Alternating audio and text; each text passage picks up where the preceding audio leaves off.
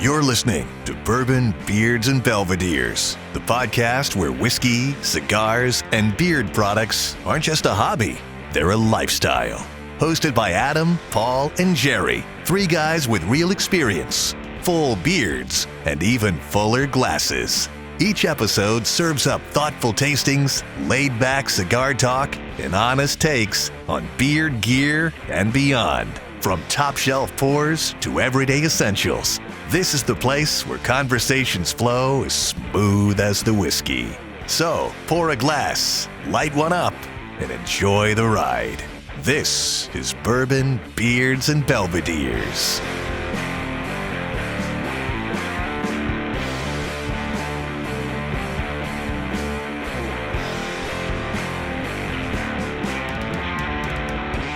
Welcome to Bourbon, Beards, and Belvederes. I'm Jerry. And I'm Paul. And Adam's out today doing some family stuff, so me and Paul are going to take down this final episode of our Season 2. And this is also our 4th of July episode. This episode is going to be released the 6th, I think is the Monday. So a couple days after the 4th. We got a couple 250th branded stuff, but otherwise we're just going to be talking about our favorites of the year, favorite whiskey, favorite cigar, favorite beard product, talk about all the guests we've had, episodes, and then just obviously the standard bullshit that we typically do on here. I think we're both starting out with the same pour. You end up. Yep. We're both starting out with the Evan Williams 250th. Paul has the bottle, so you could talk more about it. I just got a little sample of it. Yeah, it's a beautiful bottle. It's Evan Williams single barrel. It's got an awesome blue, that dark blue wax dip. Yeah, it's like a bluish gray, dark blue wax dip. So good. Really stands out. It's fantastic whiskey. I grabbed it and I thought, oh, they're just throwing it on there as marketing for the the 250th anniversary, but I grabbed it and I looked. I was like, "Whoa, that proof is a little bit higher than a normal Evan Williams single barrel." It's bottled at 117.76 proof, so the 1776 play there for the 250th anniversary, and it is fantastic. They selected 250 barrels, which is another play on the anniversary, and they bottled them at 117.76 in honor of this momentous occasion. This is coming off of the neck tag. Evan Williams, Duquesne, Kentucky's first license, blah, blah, blah, blah, blah. They raise a glass for the 250th anniversary, enduring the same spirit that built this company. They partnered with Folds of Honor, providing educational scholarships to family members of fallen or disabled U.S. service members. As part of this commitment, they're donating $75,000 to help their life-changing mission. Could have stepped that up a little bit, Evan Williams. You're pretty big. $75,000. Could have done a little bit more than that, but nonetheless, it's cool to see they're doing something. Not everybody is, so don't just jokingly saying they could have done a little bit more, but they did everything with this whiskey because this whiskey is fantastic. It's got that Evan Williams nose turned up to 10 on it with extra caramel, butterscotch toffee. Yeah, and I'm not normally a Heaven Hill profile guy. That's usually doesn't hit me in the palate where I need to be, but I like Evan Williams, but the rest of Heaven Hill I could usually leave. Yeah, Evan Williams White Label is one of my go-to budget bourbons. Great, right there at 100, so you can make some cocktails with it. But this is fantastic. This, and that mouthfeel. This is on my list of best whiskeys of the year.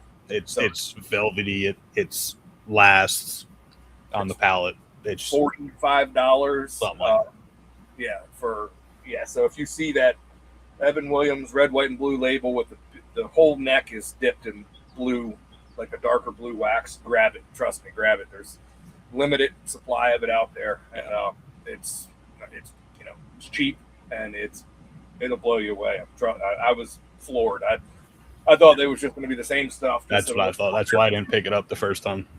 Yeah, I thought just kind of gimmicky, put something out there. Price wasn't crazy, so I was like, yeah, this is just, they played with the proof a little bit, and then it's the same stuff. But It's it blew me away. This is a really, really good bottle. Yeah, and then not technically a 250th bottle like the Evan Williams, but I got my Maker's Mark 250th label in the other day. Put it onto the red white wax with the blue little emblem on it. Came out pretty sweet. Oh yeah, I'm gonna have to pick one of those dipped bottles because I ordered some of them labels too. Yeah, so I don't have one. Looks pretty sweet. I do have the Maker's Mark, the cast strength made for the Brave. The Brave one, yeah. Yeah, they put out recently for Project One Vet, which is kind of cool. You know, they put that out around this time as well. It's the same stuff. It's 55.25, which is right in the normal cast strength proof that they put it out. So I don't think there's anything special like hand selected barrels like Evan Williams did, but it's still Maker's Mark cast strength, which is fantastic. Especially for the price. $40 or whatever I think this is. So it's nice to see that they're putting some labels out there. I've seen a bunch of different companies throw some 250th labels on, but most of them are just their standard like offering with the. Yeah. Did you see the Knob Creek one? I did not see the Knob Creek. Let me see if I could find it. It's just a normal Knob Creek with blue wax. And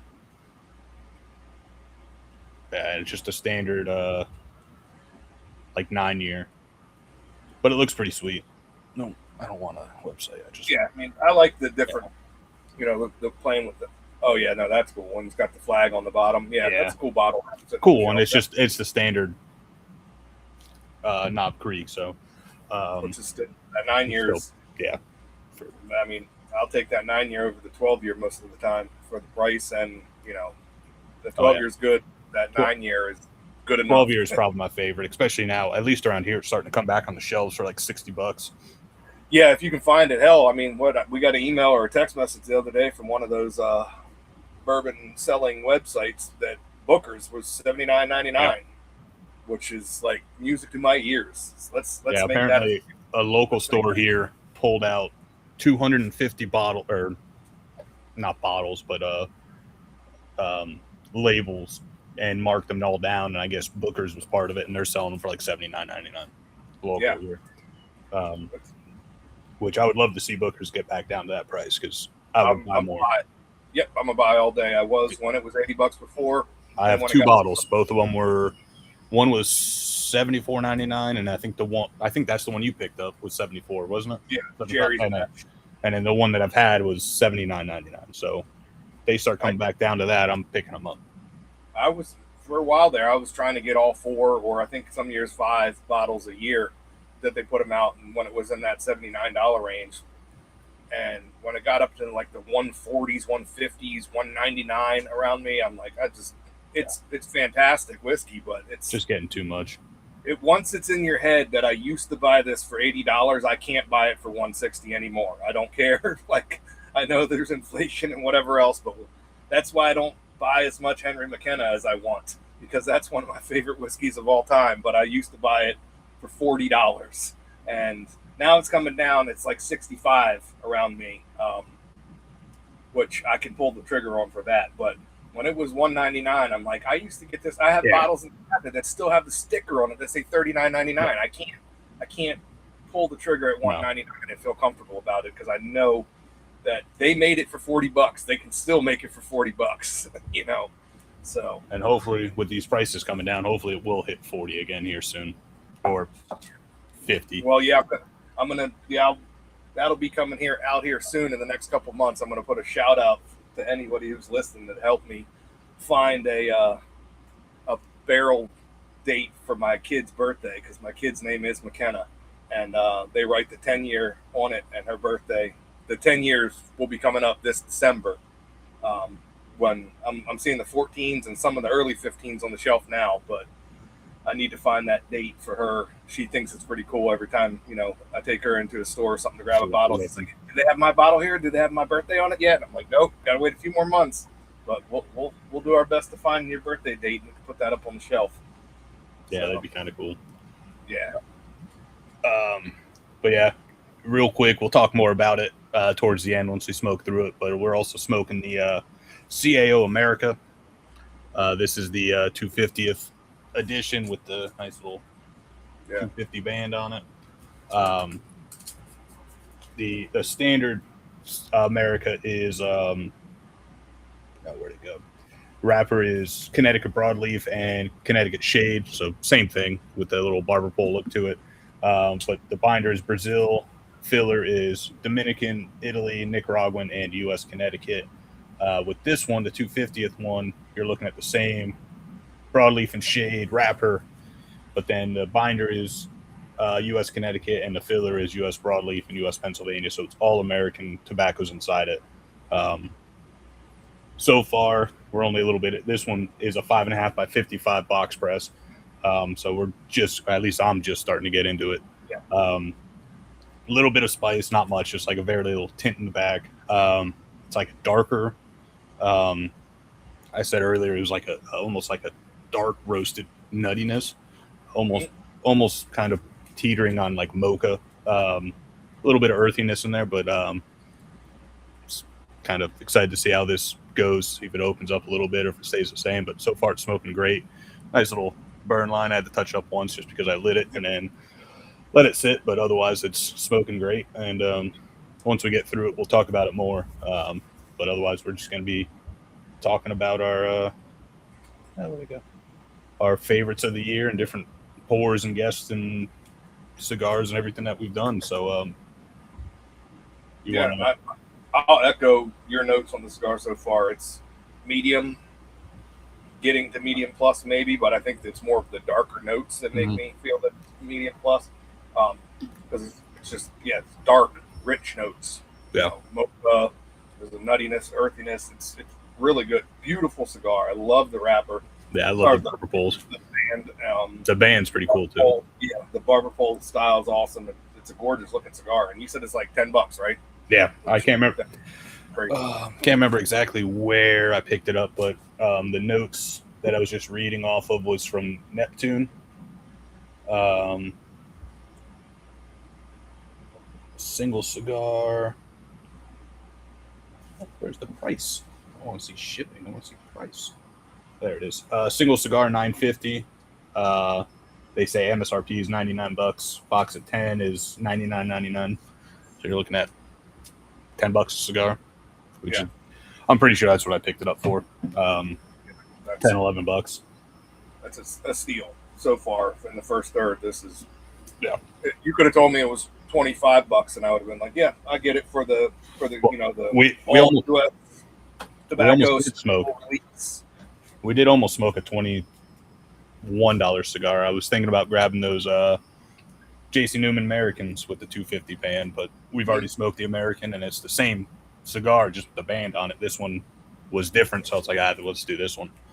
And it's been forever since I smoked the CAO America. I've smoked Brazils quite a bit often, the flatheads, the ones that everyone else smokes I've smoked before, but it's been a while since I've smoked an American. Yeah, but for this being kind of a specialty release, changing up the tobacco and the cigar and only being $10, I mean, come on. Yeah, it's the same price as the other one, roughly. So, 100%. Yeah. And in the true America fashion, my palate cleanser is a sparkling water I got. Guy Fieri from his Flavor Town show or whatever he does, where he diners, drive-ins, and dives, and everybody knows Guy Fieri. He teamed up with Waterloo Sparkling Water, which is his non-alcoholic seltzer water. Came out with some weird flavors. This one's apple pie a la mode, and it tastes like apple pie. It's crazy. It's really good.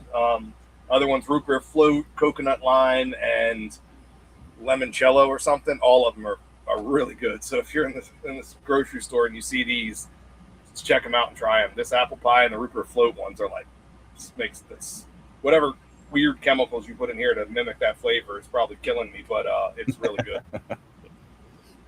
Yeah, I just went with the plain old Freebird Southern Sparkling Water. There you go. But yeah, you want to get into? I guess we'll start out with the favorite pours of the year. Yeah, like I said before, this Evan Williams 250th, surprisingly, we just had this within the last couple weeks, and it's on my list of probably recency bias, but it's damn good. So that's on there. It's definitely one of the top budget friendly, easier to find pours on the list. Yeah, and as far as I should have bought the bottle out, but as far as keeping the theme of July 4th and the 250th anniversary, one of the coolest bottles we've had in a while is the American First that came with the camouflage flak jacket that goes over the bottle, which is just cool as shit. It has removable patch that's velcroed on and everything, and it was a good whiskey too. But that's by far the coolest bottle of the year. Everything else was. I'm looking through the list right now. Everything else is just like a standard-ish bottle. Nothing crazy comes with them. Yep. So, one of the ones, or two of the ones, I should say, that stood out for me, so much so, which is crazy to me, that there are two more offerings from Heaven Hill, and that's usually not the ones that, hit me in the palate, but I saved half the sample bottle, I should say, because I wasn't lucky enough to find these on the shelf when we did this episode. But it's the Heaven Hill Grain to Glass Bourbon and Heaven Hill Grain to Glass Rye, which I think Adam sent both samples out to me. Yeah. I can, if I remember correctly, I can find batch 1 of the rye, so the 127 that we had or whatever it was. I can find that on the shelf, and I think it's sitting at like $99. Yeah, these are batch 2. I think they dropped the proof to like 105 or 108, something like that. I drank the rye last night just to kind of remind myself how it was. It's fantastic. That's definitely up there.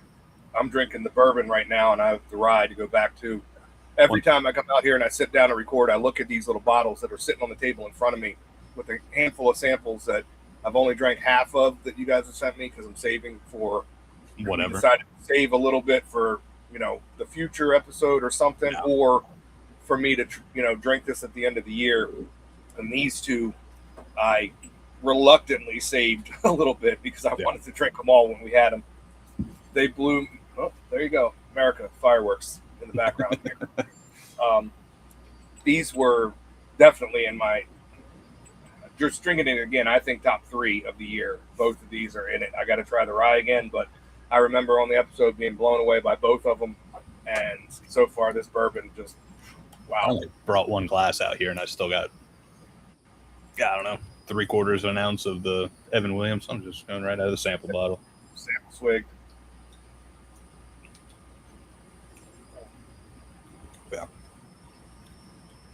Yeah, that's one thing I remember. They don't have that Heaven Hill typical funk dirty peanut. Because I usually get like a dirty, almost like actual dirt peanut, like you just dug it up sort of deal. Yeah, that's what I typically get. Completely different than the Beam, where it's a nice fresh roasted peanut. This is like a dirty, unroasted. I don't like it. These grain to glass, I don't get it. Don't get it at all. I'm with you. I've every time I get that Heaven Hill nuttiness flavor that everybody seems to love. For me, it's like if you went into a Five Guys and you swept the floor of all the peanut shells that people are eating while they're waiting for their burgers, and you ate the peanuts shells. And dirt. It's just shells that like haven't been washed because you don't eat the shells, so they're dirty. They came out, like that's what I get. I get this like it's peanut adjacent, but like I said with Beam, it's like somebody took time to shell those and they roasted those peanuts, and it's like that delicious peanut nutty flavor. Well, like the going back to Booker's, the Booker Shiny Barrel, the first Booker's I picked up, that is legit like cracking one of those planers like roasted peanuts, and just it smells like peanuts, it tastes like roasted peanuts. That's all it is. That Shiny Barrel, you could told me that they dumped in a bottle peanuts or jar of peanuts in that barrel, and I believe you because it's almost like you got those planters, dumped some Jim Beam white label on it, somehow made it cast strength, and then dumped it again. Yeah, I'm gonna have to do that actually. Now that you say that, I'm gonna have to get some Knob Creek or something and dump it over some peanuts. But the bourbon's fantastic. I get weird like grape notes off. I was like, gonna say there's something I can't really palate. figure it out. It's all over the palate. There's a fruitiness, but it's not like a fresh fruit, like a real fruit. It's almost like this like candy, like lollipop grape or something, like a grape blow pop. For me, it's almost like not so much like the fig, but almost like the feeling of like those fig Newtons like that, but not as like potent. It's Because definitely they're not super sweet, that filling. I get what you're saying, because that's what I'm saying. It's not like a fresh fruit. It's not that sweetness, but there is a fruity flavor in there, and it's not that's good. the normal fruity. I don't know. It's very different. You could have given this to me in a blind every day of the week for a year, and I would have never told you from Heaven Hill. I would have told you I loved it each time, but I would have never guessed it was from Heaven Hill. It is way off profile for them, but it's incredible. Now I'm on to the rye, which I think, if I recall, we did it very early on in the year last year. I think I liked the rye a little bit better. Actually, I think I liked the bourbon better, which surprised me, because I think I thought I was going to like the rye better. But yeah, we did it early on in the season, late in the year. We got released November 17th, it looks like. I remember liking the rye more. This rye is great. I like the bourbon more. This reminds me, I'm looking at the bottle right now, so it might be fucking with my head, but this rum, I could miss this in the blind for a chat rye. For some reason, I'm getting a lot of the same spiciness, like the spicy darkness. Yeah.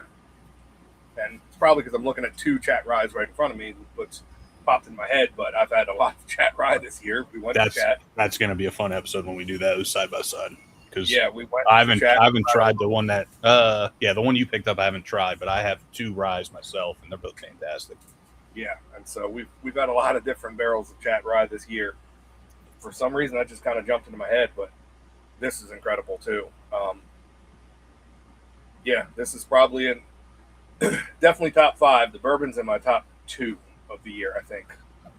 For me, I would probably put that rye top 5. Bourbon probably just outside for me. It's good, let's see. That's really good. It's bubblegum. Hard. I wish I still had some of this pour left. The Sealbox Private Reserve 8-year that you sent out. That was a good one. I think that is gonna. I wish I had it so I could blind it with Penelope. I was thinking of this the other night because Penelope, the Fire and Flask, Penelope, and the Sealbox, I remember were right there. That was a surprise. Trying to remember what it was. I think the Sealbox might just beat out the Penelope only because the Penelope's finish is non-existent, which we know why. Go back and listen to the episode with Sin and Josh back in episode 10 of this season. She blended her and Lee with Stolen Thrones, purposely did that so the cigar would stand out more. Which with a cigar, it's probably one of the best pours we've had this year with a cigar. But just by itself, the Sealbox 8-year reserve, I think, just beats it out. That's one I remember throwing in one of their deals, like case deals. Just it sounded like some good tasting notes, and I needed to fill up the buy 3 get 3 free or whatever it was, and they almost get me every quarter when they do that. When I've done it several times. It is a good deal. It's just, price per bottle, you're getting a steal. Yeah, you got to drop $350, $400 right at one time to get 6 bottles. So you're getting 6 bottles, which is insane. And that's if you strategically try to get the bottles that are around, $60-$70 and not go for $200-$300 bottles, which probably would be more cost effective if you got, 6 $200 bottles for $600 instead of $1,200. But that was one I just threw in the cart. That was really good. When I was getting another bottle, I think went on there to get another bottle and saw the case deal and ended up getting the case deal. And then another bottle that's going to probably be on both of our lists we'll talk about here soon. And ended up needed to fill up the 6, and that was one of them. And that was the surprise of the deal, I think. That surprised me. I know that the Sealbox picks, the reserve picks or whatever they call them, are fantastic, but that one was a special one. I don't have any of that left, unfortunately, because that one drank itself. But yeah, I'm looking star next to it on how good that one was. Yeah, I was trying to look on their website, see what they had left, but obviously you type Sealbox and all their single barrels pick up. But yeah, that was a great one. And then going along with this Evan Williams for basically the price performer or whatever you want to call them, the RD1 Sister City is the Mizunara French oak finish RD1, about $65 a bottle.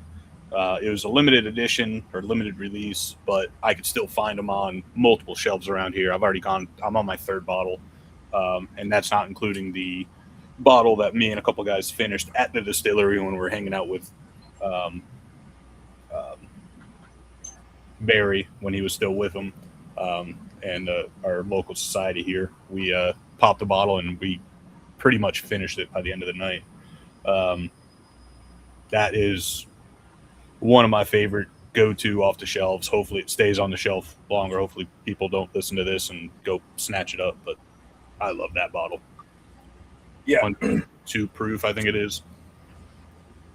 Yeah, I thought I had brought that RD1 out here, but I brought out the RD1 Amburana. Is that the one, single barrel? Yeah. Is that what you're pouring? Yep, that's what I'm pouring. I help select that one. That one is RD1 Amburana is the best Amburana in my opinion. It's not overly Amburana. Yep. That's why I wanted to bring it out, because I don't really like Amburana finishes. I think people go way too they want to make it blow your palate out with that cinnamon spiciness that comes from that Amburana, and not that one. I don't like that. This one I remember not being like that. So I mean, it smells like Cinnamon Toast Crunch. It's like a breakfast pour on the nose. Oh yeah, and it's right there. It's in that. Yeah, it's Cinnamon Toast Crunch. I haven't had it in a while, just because I only have a little bit of the bottle left. But I remember it being Cinnamon Toast Crunch and Apple Jacks in one. Like there's a little bit of apple cinnamon in there. There's that Cinnamon Toast Crunch that you typically get, but it's not overpowering. I was one of the ones that fell into the trap of the crazier the Amburana finish, the more I wanted it. So I have a Starlight and a ASW Amburana that is, it'll blow out your palate, and it's good on occasion, but it's just too much. This one you could actually sit down and sip and enjoy it, and then go to a different pour and still enjoy that. I agree. This one's probably the best Amburana I've had. Most of them, like when it was all the fad, like a year and a half, 2 years ago, everybody started popping out with the Amburana finishes. It was like I would get the bottles too, like you said, and then I'd have one pour and I'd be like, all right, this one's an old-fashioned bottle. Let me stick it on the freezer door, because it's too much. Just drinking it neat, and it makes damn good old-fashioned, but but that's about it. And when you spend $80 for a bottle, don't really want to be making old fashions with them, because I know I can get a hell of a lot of good bottles for like $25 to $30 that make fantastic old fashions. So I kind of got off the Amburana bandwagon as quick as I got onto it. But this is not just the best of the year. This is probably the best Amburana finish that I've ever had. Yeah, we the reason we picked that one was because the store it was going to, they were Brazilian, so they wanted something. But Barry and I don't know if he's a Southeast rep or a Florida rep, I can't remember. But they came to the store and we tasted a bunch. We tasted through these. We tasted I think it was a 7 or 8 year unfinished, which was fantastic. We all picked, I think we got to try 2 or 3 different ones, and we all picked the same 7 or 8 year. I can't remember what it was, but they wanted that Amburana, so we sampled through those. But it was everything that they had was amazing. RD1 is doing great things, and they just posted something. Let's see if I can find it real quick. They do a bottle your own experience. what was the latest one that there it is. They have a eucalyptus wood finish. Huh. That's Distillery Experimental Series number 2. Kentucky straight bourbon whiskey finished with eucalyptus wood. The other one is balsamo wood. No idea. And then this one sounds pretty fucking good. Kentucky straight bourbon whiskey finished with sweet cherry wood. They all sound good. They all sound interesting, I should say. I'd like to try that eucalyptus just because of it just sounds funky. Yeah. But well, another one on my list as far as pours go. Maybe we'll talk about another pour, then get into some other stuff before we say which ones we like the best of the year. One that surprised the hell out of me. I don't have it out here with me. I think we have 2 pours that we're saving for hopefully very soon upcoming episode. Was Fire and Flask. Yep. Fire and Flask, correct me if I'm wrong, that was 1 year age stated. I think it was 1 year, 1 month was batch 1. Yeah. We had that on the show, and I think Adam picked it up. He was at Total Wine, I think, and met Ryan, tried it, liked it, picked it up, got Ryan on the show.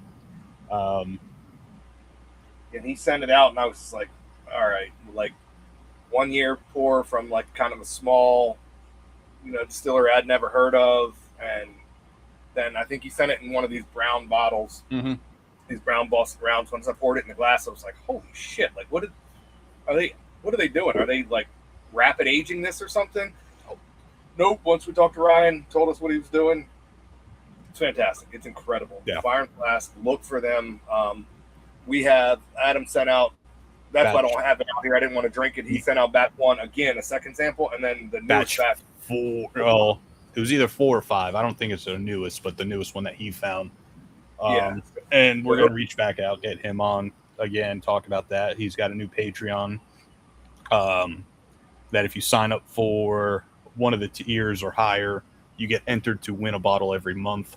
And I think there's only like 10 or 11 people in this Patreon right now, so your odds are pretty damn good. I know. I keep forgetting you told me that. I got to get in because I got some Patreon dollars sitting there because I got my Patreon for some older groups that I was in that just weren't really performing as advertised as far as benefits and interactiveness. So I'm down to, I think I only have like 1 paid Patreon, which I like to support these groups that go out on Patreon and offer the interaction and contests to win their stuff, and kind of a small close-knit community that's formed on Patreon. He's one of them that sounds like he's doing right on there, and so I'm definitely gonna have to jump in on his because, like I said, I cleaned up a lot of my dead Patreon money that was just going out for that's free. what I did. Nothing coming back for as far as even interaction or content or anything. That's what I did. I don't need you to be giving away free stuff monthly. I don't need you to be doing anything like that. But as long as it was a group I was in, and it was monthly or every other month they were doing like Patreon only Zoom calls, and if like you had to pay for samples, but if you paid for samples, you got to drink along. I'm fine with that. But the 2 or 3 I was a part of, it started like that and then slowly kind of dwindled down, and I was like, let me pull out of these, and I put some towards Ryan. I haven't yet, but our buddies over at Smoking Sounds, they're putting out a Patreon, and I think they're going to be doing like monthly herfs, like Zoom herfs and whatnot. If I'm That's all I need. It's just a get together once a week, twice a month, something. If I'm going to kick you $5 to $15, like at least, get on, hang out, interact, give some kind of content. So it's not just a donation. I mean, which I'm fine with donating too, but with Patreon, it's supposed to be interactive, able to hang out, sort of deal. And then the Real Smoke guys, Mick and Charles, they got the same thing. I think for like $5 too. They do like a monthly herf, Zoom herf or something. And then you got like special giveaways within them and whatnot. So those are 2 other ones that I'm going to be looking into. I just haven't yet. I've just been too busy. And honestly, I forget until I see one of them post something. And But that's how I was. I cleaned it up and I stopped just giving away money like a month or two ago. But I need to get back on and find some creators or some brands or some companies that I do want to support that's doing it right, and give them a couple months to prove themselves, and especially ones like that. Like you said, if this is a small knit, if he's only got 10 or 12 paid subscribers right now, I know a lot of them have free links too, which a lot of people do free links. So it's not just he's got 10 people supporting him. I'm sure he's got a ton of free subscribers, because I free subscribe to a bunch on Patreon, just because they have a lot of them are the bigger ones where they have the first tier is like $50 and things like that. It's like I'm not that into it, but I kind of still want to see what's going on, what you're offering, that kind of thing. But he's definitely Ryan's one to check out at Fire and Flask, and like I said, I've only had one pour from him, so that's with that first release. But I mean, first release, if it's that goddamn good, then how it's got to be even better, if not the main quality is fantastic. He said they're phasing away from the 5 gallons and going to 15 gallons, right? Barrels, which is I think he's doing, or at least moving up higher barrel. I think it's 15. You might be going a little bit more slowly. Yeah, if I remember, that was a while ago we had him on, but I think he said he has to start small. He's small, but he's going to try to get bigger and go to longer age, bigger barrels, things like that, which I don't care. I mean, some people that are listening probably are like, 5 gallon, 15 gallons, it's not the no. Who the fuck cares? I don't care. I don't care if you're aging a 5 gallon goddamn bucket with some I don't care if it's a 1-year-old 5 gallon barrel like Fire and Flask, or if it's a 23-year-old Pappy. If it tastes good, I'm going to drink it. And you're not putting in random shit to make it taste good. If you're making it if you're making it easy to buy, like I can't remember the price of his, but I don't think it's like crazy price. I want to say it's right around that $70, $80. That's what I was going to say. I remember being like right in that $80 range, I think. Which, especially for a small brand like that, I'll pay a couple dollars more, because I know that he's bottle in hand and all that stuff himself. Yeah, he's doing it, and you message the Instagram, Facebook, or whatever. It's either him or his wife responding to you. So it's a small little company. Great company, great brand to support, and he's on my top 5 of the year, definitely. Yeah, that pour was incredible. Real quick before we move on, we talked about Smoking Sounds and Real Smoke. A couple other podcasts. You got the Smoke and Text podcast show with Raul. Definitely go check him out. And last night or the night before, I think he went live. He does like a homie check as much as he can. Does lives, gets a bunch of cool and awesome cigar guests. And then our buddy Jason over at the Dram Amateur, which me and Paul got to hang out with at the Chattanooga event. The Dram Amateur podcast, he's a spirits podcast, but starting to focus more on to like mezcal and tequilas right now. And he's a psychopath. He's also a psychopath because he didn't mind Malort. That's true. That's true. We got him to take a shot of Malort with us in Chattanooga, and he's like, it's not that bad. But like, you are certifiably insane. Trying to think of Cigar Spotlight. Technically, they're not a podcast sort of deal. They do Instagram lives, and they're starting up a YouTube channel here, but you're basically just spotlighting boutique cigars. The Cigar Dudes podcast unfortunately ended this past week, but they're still hanging around. Ish from Banff is starting up his new Factory Reserve podcast, and John Aldi's still on the Dead Bull podcast, which is Wednesdays, which is another great show. So yeah, just kind of wanted to throw some shout outs to a couple podcasts that like to talk and hang out with us, and they're fun to watch and listen to, and put on some good content, whether you want to listen to some cigar stuff or some whiskey stuff. It's good things out there doing. Yeah, go follow all those guys on socials. So when you just get on and you see that they pop up, that they go live, even if you're not putting it on your calendar on when they go live, a lot of times, I know a lot of their schedules and stuff, but you're doing stuff. It's not like, I'll just pop on and check Instagram or something, and it'll be like 3 people at the top of my feed are live. I'm like, oh shit, click on and get wrapped up. watch him for 30, 40 minutes, if not the whole rest of the evening with them. A lot of times, whether it's a YouTube video or an Instagram Live or something, I'll click it and just while I'm cooking dinner, just listen to it while I'm cooking dinner or driving or whatever. That's usually when I do it. It's when I'm cooking dinner or cleaning, putting the dishes away or something like that. I go to Instagram to look up something. I got my guilty pleasures of watching the fucking First Amendment auditors. I love that. I love all of them. They're fucking great. I love Anatoly, the weightlifting guy. I don't know if you've seen him, but he's the dude with the guy with the mop, right? Yeah. He's got a 32 kilogram mop, and he looks like he's like my daughter's size, but he's jacked underneath of that janitor outfit, and he goes and tricks bodybuilders into like thinking he's a little guy, and then he outlifts them. Because his muscles are just wired tighter than anyone else somehow genetically. But those videos are great. So those are like my guilty pleasures I usually go to. But then if I see somebody pops up live on the top, I'm like, oh, let's watch one of these. So definitely give all those guys Jerry just mentioned a follow, so that there's so many more out there too. Yeah, you can watch and support those. Those are some good creators, good content, good companies, and it's fun. They interact well, and like I said, they shout out repeat viewers and the homies and things like that. And it's good to support guys like that are just doing it for the right reasons. And and they're bringing in the brands that we love, boutique brands, and like craft distillers and stuff like that, which we've got recommendations from a lot of them, and they've got some from us on who to have on. And that's the good thing about the mainly the cigar community, probably over the whiskey community, is that there's more of a, oh, you haven't heard about this guy, go check him out, I'll send you his contact information, have him on your show, that kind of thing.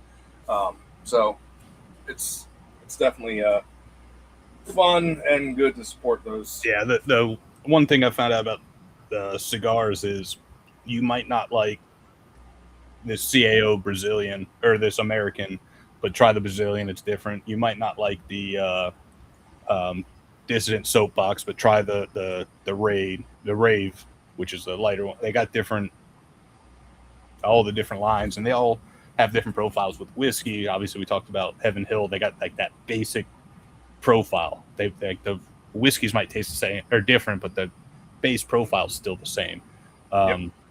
So if someone recommends a Heaven Hill product to me, I know I'll try it, but 9 times out of 10, or let's say 8 out of 10, because of these fucking grain to glass, I'm probably not going to be like it as much as you are. But with cigars, like I might not like this one, but the Brazilian I might love, just because they don't have like that distinct profile. Like they are, but it's a little different. No, and the Heaven Hill example is perfect, especially for me and you who don't flock towards that. Like the Elijah Craig barrel proofs, I've never had one that have blown my socks off. No. And I've bought them repeatedly, tried them repeatedly, but some people hunt for those. It's not for me. But these grain to glasses, this random 250th release for $40, these are incredible. All 3 of these are in the best pours of the year for me. Which we were talking before. It's crazy to me that maybe in my top 5, it's 3 Heaven Hills. It's close, top 6 or 7, but it doesn't make sense for what maybe I got to open my eyes and try some more off-profile Heaven Hill stuff. But I don't ever shit on Heaven Hill. They're fantastic, but it's just not my profile. Not my profile. Mine's Jim Beam, Wild Turkey, that Old Forester. That's kind of those base notes from those companies is kind of where my palate is happiest. But some of these different ones from Heaven Hill are that's Four Roses, another one where it just not really for me. But I don't know if you or Adams, one of you guys texted me the other day with some new stuff from Four Roses for the first time in like what? They're like experimentals or whatever. Yeah, good on them. That's the kind of stuff that might turn me around again and get back on. Yeah, I've drank a bunch of Four Roses. There's some that I like, some that I don't. I obviously prefer the single barrel proofs, or whatever you want to call them, more than the 100 proof single barrels. But those are single barrels, so you might have 2 of the same recipe and they might taste different. So it's a little bit harder. That might be something we do next season because they got all the single barrels now at 100 proof. Yeah. Just grab those and do like a month, 2 or 3 bottle or pours an episode and just kind of do like a March Madness thing with them. Because some of them I like, some of them I could leave. I got a single barrel in there and it's just way too much spice for what it is. It's good, but it's just too much spice for not enough other flavors. And I had one of them, the Four Roses that I just randomly picked up that blew me away. That it was a cherry bomb. Just I forget what letters it was, what mash bill, what yeast it was, but it was like. But then I'll get 5 more that I'm just like, they're good. So, and the single barrels for what, $40-$50? Yeah, it can't be solid. But there's other stuff for $50 that I enjoy a lot more, like this Evan Williams. All right, so I moved on. I just poured some of the Heaven Hill. I actually finished my Evan Williams, so I poured what's left of the grain to glass bourbon. I forgot how much like apple, like fruity notes was in the nose. Weird fruity, grape, apple, like not biting into it. And I didn't wash out the glass because I'm not trying to do any reviews or anything, so it still probably has a little bit of that Evan Williams in it, but have a nice little infinity at the end here. But yeah, it's so good. Like I said, it probably doesn't break my top 5 for me, but it's still up there. That's definitely in my top 3 for me. That one's good. I moved on to another one of my favorites that I've been milking because I'd like to save a little bit. I get these every year, and I like to try to save a little bit until the next year, which is the Barrel. The Barrel, that was a good one. And this is the Barrel New Year 2026. This one blew me away. I remember liking the one from last year. This one was, it's from Indiana, Kentucky, Tennessee, Wyoming, Maryland, New York, Ohio, 74% corn, 21 rye, 4% malted barley, and 1% wheat. Barrel just, their blending is, crazy. In this one, the 2026 New Year is the Seagrass, original Seagrass one that you got all those apricot notes. That's my favorite barrel ever. Good. I've had the silver one or whatever. That gray or silver, whatever. That one was fantastic. But for the price, I'm picking up that other. But exactly. If price wasn't a thing, that gray label is probably one of my favorites out there. Yeah, it's great. But the gold was too much. Too much, yeah. But the Seagrass, for if you can find it for $65 to $75, it's a buy all day, every day, unless you don't like apricot, because that's the big note in there. But that's my favorite barrel product of all time. Anything I've ever tasted from them, even some of the specialty stuff, that Seagrass is still fantastic. Yeah. This 2026 New Year is right up there for me. I really, really, really enjoy this. And that's we had this obviously probably at New Year's of this, the turn of the year from 25 to 26. And it's on my list. This is one of the ones that I remember loving the most. And like I said, I got probably 2 pours left in that bottle that I'm trying not to touch, except for this little splash that I had just to remind me of it. But I want to try to save it and do a little side by side when the 2027 comes out in a couple months, but or 6 months or so. But I'll have to put a little bag over this one or something so I don't see it. Try to save it, but this is definitely one that's on my top 10. Do you want to go on to our basically top 3 or top 2 pours, or you want to save that for later? Yeah, let's jump into some other categories. We've had a ton of great guests. We've smoked a ton of cigars. We've had some weird episodes that we've done this year. We've had some good beer products. We've only had good beer products. Yeah. I was looking back over our list last night. This year, we haven't had anything that I didn't like. No. There was one that I remember, and I couldn't. We were actually talking about this before we started recording. We couldn't remember which one. There was a thicker oil that we had on beard oil earlier in the year that I wasn't fond of because I don't like thick oils. I have a pretty decent size beard. The thinner oils work better for me. I've always said I think thicker oils are great for guys that have like up to a 1-inch beard. it was a fantastic product, great ingredients. I don't remember the scent, but I don't remember not liking it. It just wasn't for me. It was very, very thick. But that was the only one that I had a critique of. All the other products we've had on, which I want to say. So I'm looking at my notes because I was good the first couple months of this season with writing notes, and then it just disappeared. I think it was Dapper Yankee because that one has bird oil, and bird oil is typically heavier. So I want to say it was that one that was heavy.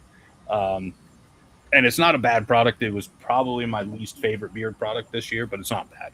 I'm with you. I'm not a big fan of the heavier oils, whether I have a shorter one beard like I have now, or if I grow it out a little bit more. Just here with the Florida heat and humidity, it just feels like it weighs it down. I feel like I'm walking like with weight on my head. But the notes that I had, where'd it go? Skin felt soft, beard felt soft. It was just heavy, basically. Moisturized very well throughout. It's just, kept. Yeah, scent lasted. It's just heavy for me. And caveat to that is that most of the products that we're going to have on the show we're going to like, because I'm not going to go on and I'm not going to buy some fucking Viking bullshit from another country I made a mistake of in one of our first episodes, because it's going to trash my face. Yeah. I'm going to spend 2 or 3 days trying to like exfoliate, and it's going to hurt me, So I'm not going to be your guinea pig to try crap oils or crap products, and I'm not going to buy Black and Milds and smoke those for you, tell you how bad they are, because I know. So we seek out the best products, except for whiskeys, because we do occasionally have some, which isn't whiskey. So, but it's sometimes we might not like a whiskey because we'll go in blind on it. But with beer products, definitely number one, we do our research before we go and buy something from a company, and there might be some that we don't like. And scents is a lot. We might not like the scent profile. That could miss for us individually, and sometimes one of us will like it, one of us will hate it. But as far as quality, I'm not putting anything of bad quality on my face ever again. I know more now than I did when we started, and if you're looking for horrible reviews and products not to buy, just turn the box over and look at it, and you'll be able to tell if it's not all natural ingredients and stuff. Don't buy it, because it's going to trash your face. It's going to mess up your beard. It's you're not going to like it. So we're not really going to ever trash a beer product ever again, I don't think, because I'm never going to buy it. Yeah, I won't buy it. But we bought crap one time, and we used it for, I think it was, I don't know if you were. Did you use it with us? That was one of the first ones. We all ordered something. I don't remember which brand we ordered, but either one of us or all of us didn't get it in on time. Like there was some kind of shipping issue. So we had to find something. We all went on Amazon, and I don't remember who picked it, but one of us saw something and, hey, I could get it tomorrow. And I was like, yeah, I could get it today or tomorrow morning. And so we did it. And I think we used it for like Thursday or Friday, Saturday, Sunday, Thursday, Friday, something like that. I don't even think it was that much. I think it was like less than 48 hours. I remember using it like 2 or 3 times. And I was like, this isn't bad. And I was like, you know what? We're not doing beer. I think we had a guest the next week. I was like, we're not having beard product. I'm going to use it, see how it actually is. And all of a sudden, I'm like sitting there like throughout the day just itching. And I was like, what the hell? So I get home, put some more on, thinking, no, maybe it's just not lasting or something. And then I think you sent a text like, I am breaking out underneath. It's all red and itchy and hurting. I was like, I'm doing the same thing. So I was like, all right. So I immediately threw that out. But I've had a friend ask me recently about different beard products. He goes, I was going to listen, but he goes, to be honest with you, I don't have time to sit through all your episodes and listen about beard products. He goes, just text me your recommendations for beard products. So I sent him a list of my favorite, which I think we've had all of them on as a guest. So I've said BainBlends. He's got a ton of profiles and a ton of different ones. Matt in Bay Area. Matt in Bay Area. I was like, if you want more of like that darker, like musty, like cologne scent, go for him, because that's what he does. Elegant Sasquatch. I was like, he does some great cologne scents. He's another one with a bunch of them. it's no longer Five Boroughs. I keep saying Five Boroughs, but it's now Strong Island Beard Company. I was like, he has some fantastic colognes, but he also does like the I don't want to call them standard scents, but like the typical scents, but he does them really well. There was one more. Who else did I say? Bearded That Is All was another one this season I liked a lot. Beard Apothecary. I was like, yep. I said if you like cologne scents, but you want more of like the citrusy, brighter, which is the one which I'm liking a lot, especially in the summer. I was like, him and his wife do great. So I was like you were saying, the oils are going to be good. The profiles are a little different. Like right now in the summer, Matt, I do have 2 scents from Matt that are summer scents, but the Flora Blanca, the Bay Rum profile I'm not wearing that in summer. It's too dark, too heavy. It's a fantastic scent. I'm wearing his Bomb Pop or whatever you want to call it, his 4th of July scent, and his I keep wanting to say Dancing Molly or something like that. It's like a tropical, and I sent him a text. I was like, dude, I saw tropical, and I was hoping it wasn't going to be like spring break tropical. I was hoping a Florida man would know exactly what to put in as a tropical, and it is. It's the tropical fruits, not the fucking pina colada stuff. It's not Malibu rum. Yeah. Right? Yeah.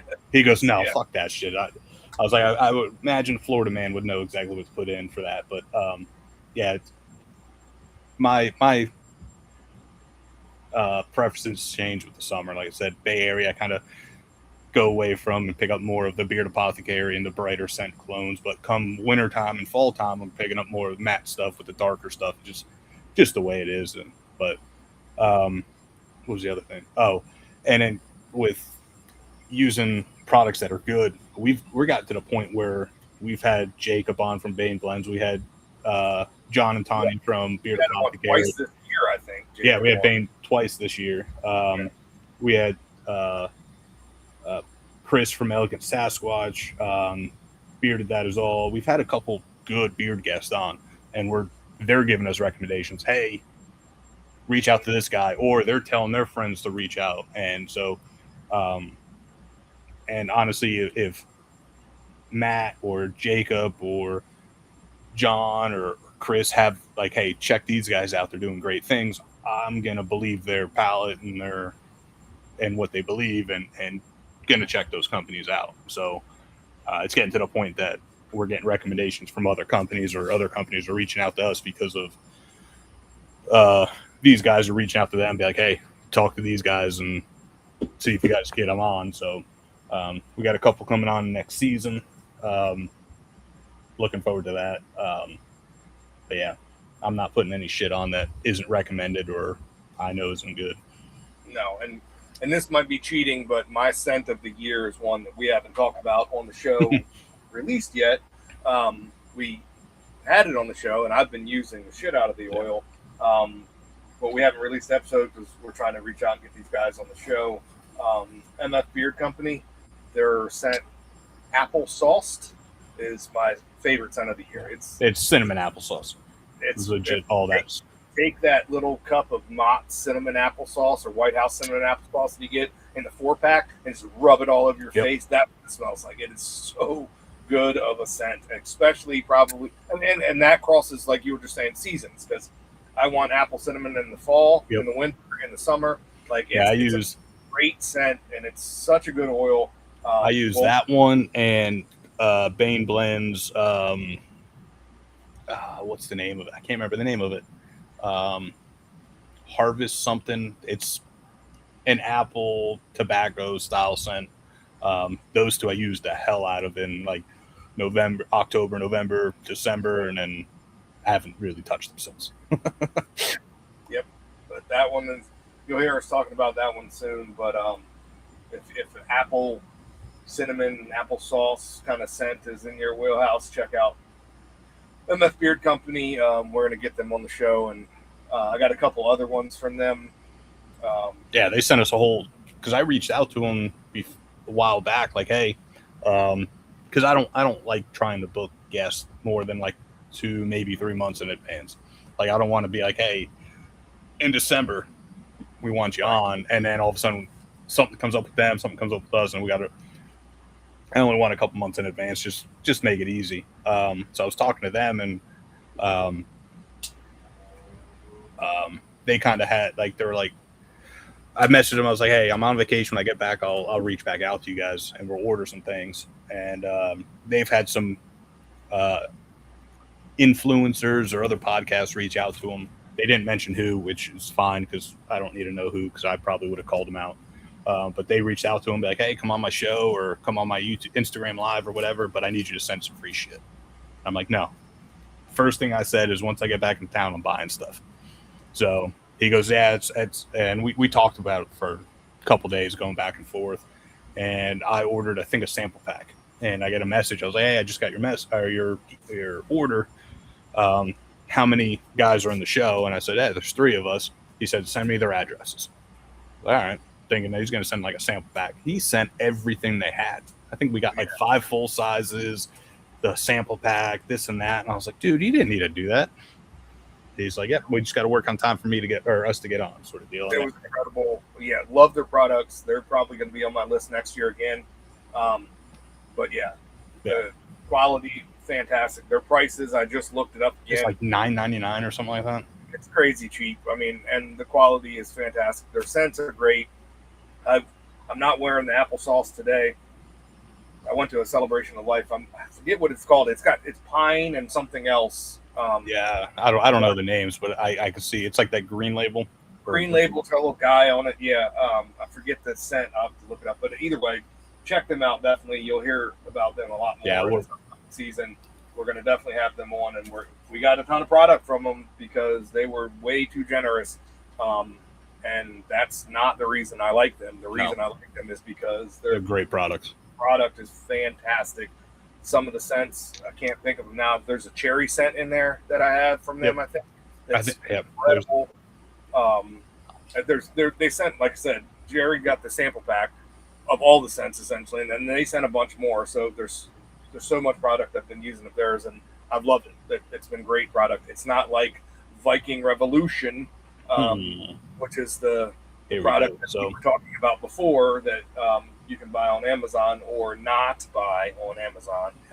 Yeah, they got the applesauce, which is apple cinnamon, cherry bombed, which is cherry almond and vanilla. The one, cherry bomb. I think I'm out of that one already.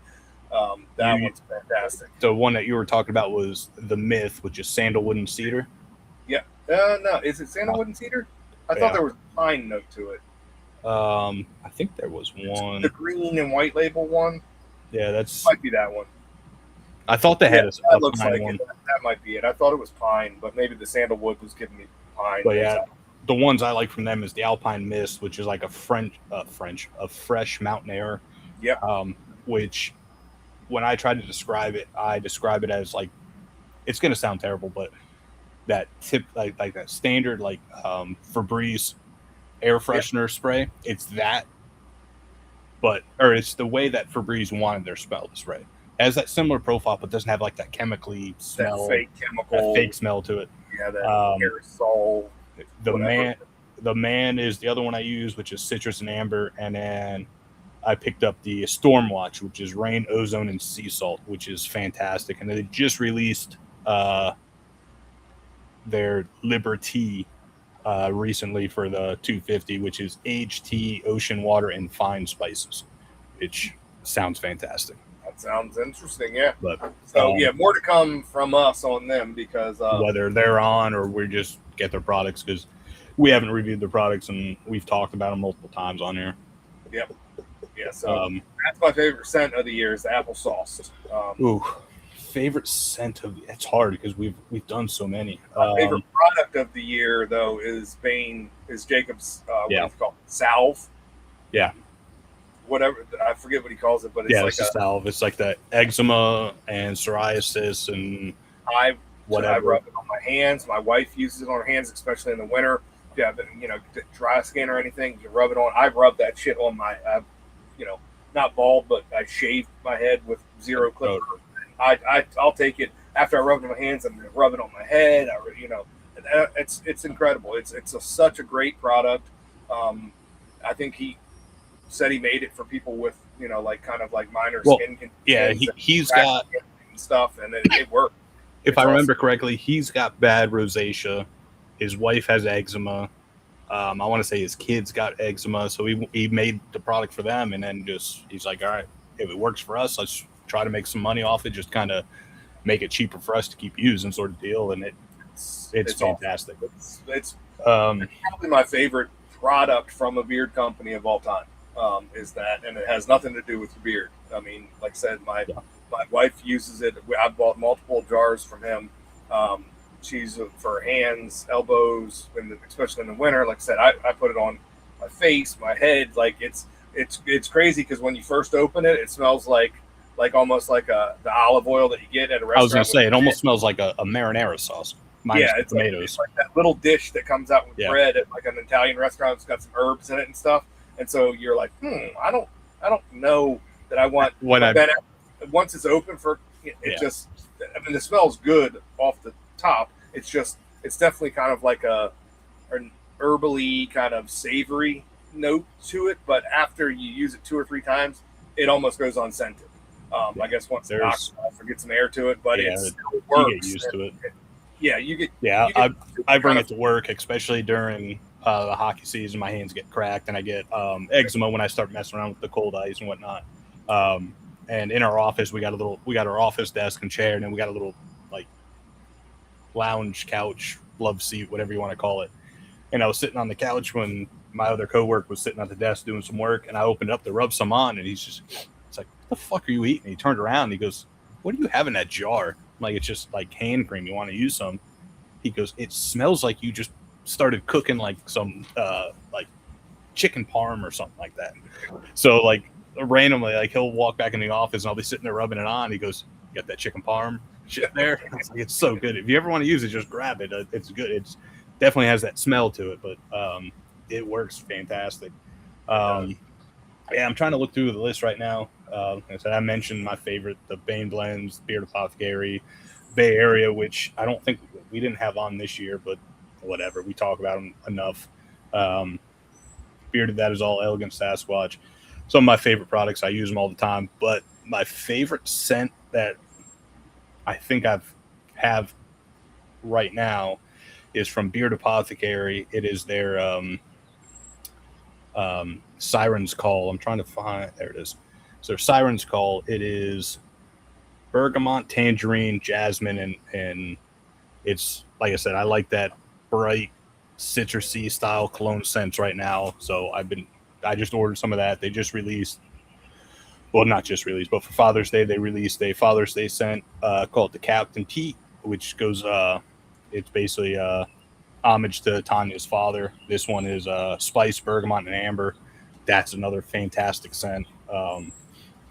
But yeah, that Solve is fantastic from BainBlends. I use his deodorant daily. It's the only deodorant I use.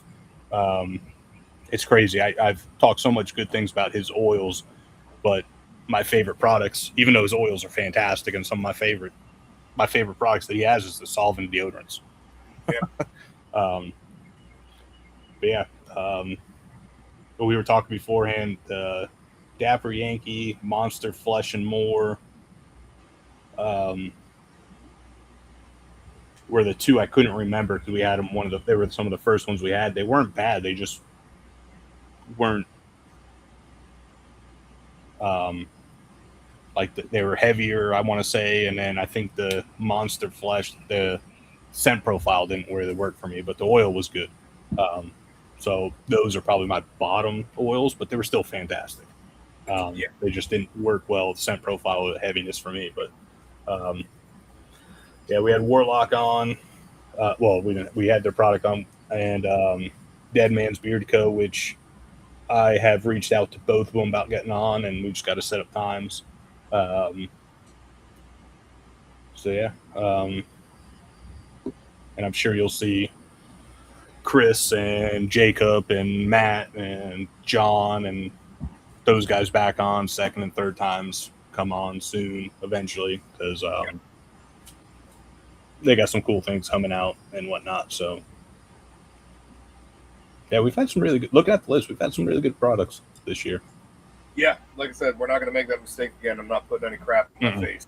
I'm not a guinea pig. So No. before I put it on, I'm going to make sure it's good quality ingredients, and then I'll let you know, as far as consistency, wearability, longevity on how long, the scent lasts. If I like the scent, that's what we're going to critique. But I'm not putting No. Chinese chemical crap in my face again. Like we No, I'm not.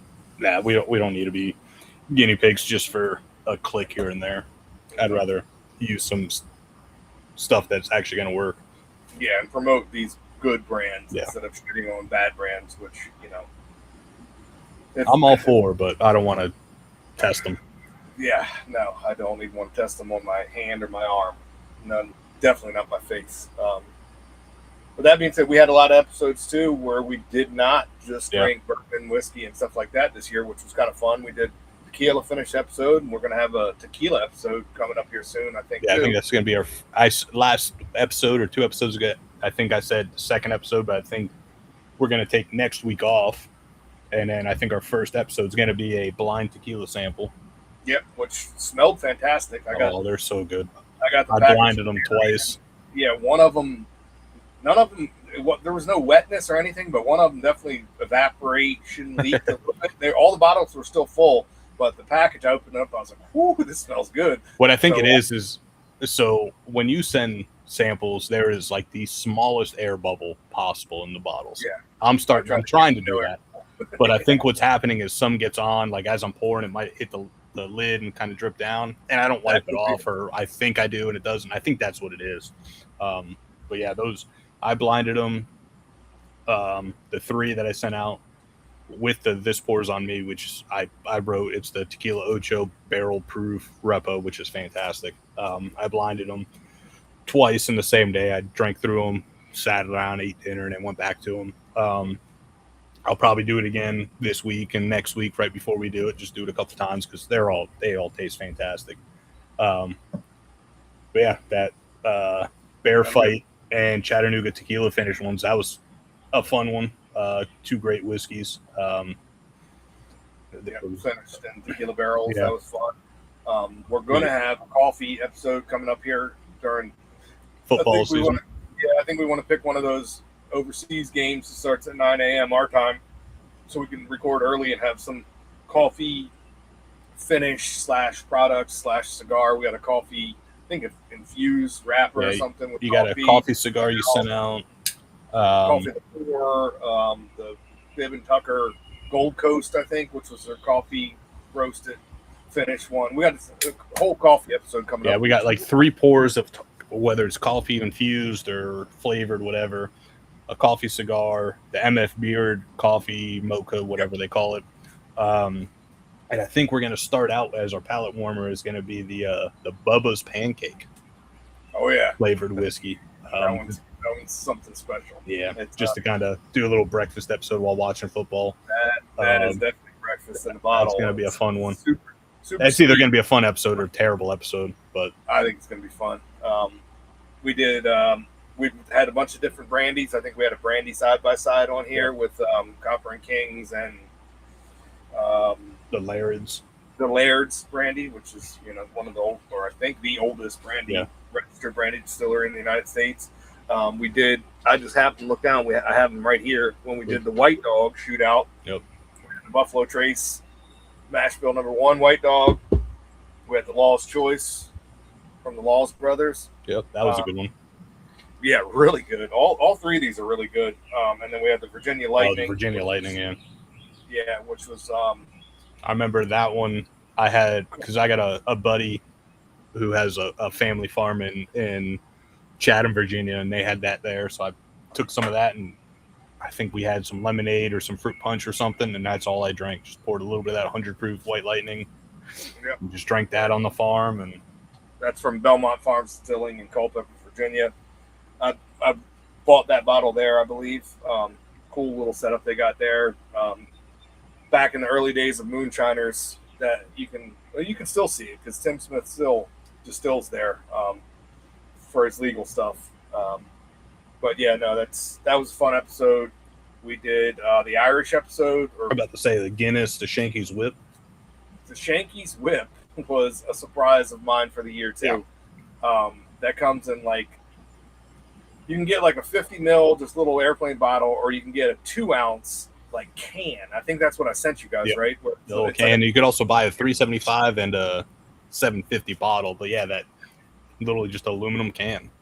It's definitely, it's a liqueur. I want to say it was like 70 proof or something like that, 60 or 70. Yeah, but I still have a 1 ounce bottle, like a little sample bottle filled, because I haven't done it yet, but we talked about it on the episode, doing like cocktails, old fashions and other cocktails. So I figured 1 ounce, I could do a couple different cocktails using that as like the sweetener or whatever.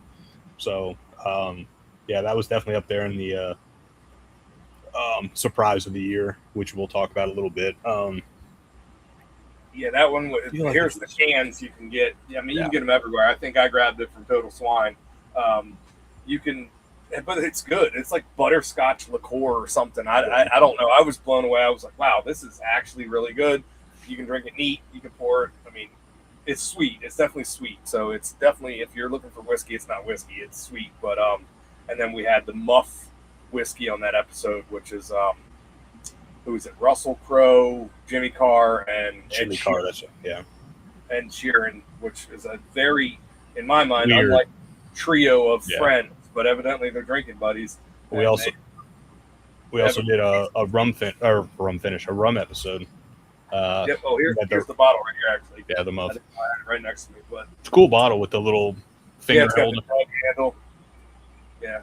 So it's we also did the Rock and Rum, and then the Papa Pilars.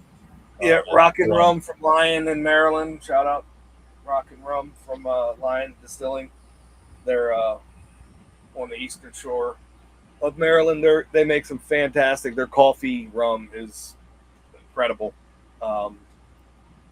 So yeah, we've branched out, I guess, a little bit with some different spirits to have some fun, and it's been really fun. And the funnest, least funnest, best, worst episode that we did. Yeah, I'm right there with you. Centered around this son of a bitch. That and eggnog. When we mixed Malort with eggnog for Christmas, which was stupid. It's a fun episode, but that was a terrible idea. We got good screen grabs from it of some faces being made, but Malort's bad, and it's coming back for season 3. It's even worse when you mix it with eggnog because it tends to just stick to your palate because all that creaminess from that eggnog, and it was fantastic eggnogs we had because we had eggnog on that episode. Started out as an eggnog kind of shootout. We had some really good eggnogs on there, and then Malort invited itself to the party and ruined everything. That's the worst thing to do. Like I saw one of the creators, I forget his name now. Oh God, it's you talked about the advent calendar? No, well that's funny as hell. Google Malort advent calendar is such a funny dude who rips a 24-day advent calendar of 50 milliliter Malort. Just it's the same thing every day. I can't think of his name off the top of my head, but his handle. Bar his hand is the blind pig basement bar. Yeah. I can't think of his actual name. Is the big pikey on at least on Instagram. Instagram, YouTube, and everything.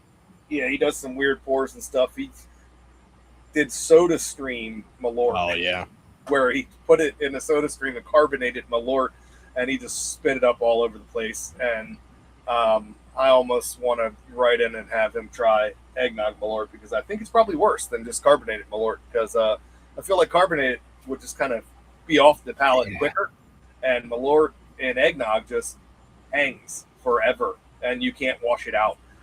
It was bad, but fun. Thinking back, in the moment, it was horrible. But that was. I'm right there with you. It's probably my favorite episode, but yet least favorite at the same time, just because we had great eggnog, but great eggnogs. Yeah, Malort turned around and just killed it. And we really kind of focus on what we've said we're going to do is when we're going to have a guest on, we need to send them an airplane bottle of Malort. So at the end, we all have to do a shot of. Yeah, I think we're going to fucking work on that. But yeah, we also did 2 blinds. You sent out a Rebel blind, which was pretty cool. Trying different Rebel samples that all tasted similar, but yet completely different. That Kyle Busch one, which unfortunately he passed away this year, but that one was fantastic. And then I sent out a Chattanooga Founders blind. That was a fun one to do.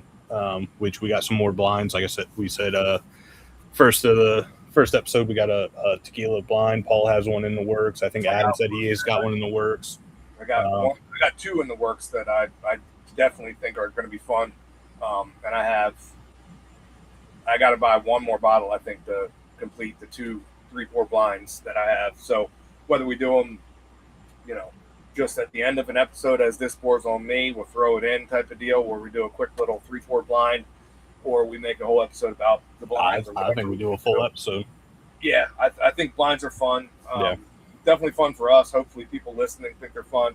I remember thinking they were fun when we listened to Blue Collar Bourbon do blind. I mean, they made a whole Patreon thing around. They made a whole show of 6 years, 8 years, whatever it was.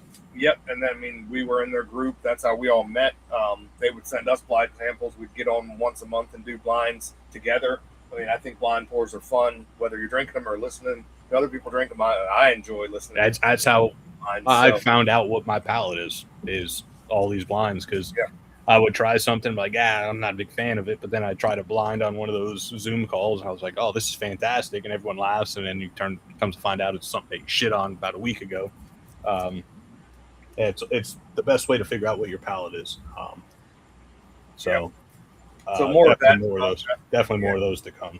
Yeah, and then I guess before we wrap it up and talk about our favorite pours of the year, we've had some good cigars on. This is a damn good cigar with price. How you thinking about it so far? I got still a little bit left. I'm right there with you about the same. It definitely ramped up in body. It definitely got towards medium plus on that second half. I agree. The dark richness definitely expanded some more. It got a lot more earthy. It got a lot more earthy, but the darkness also ramped up.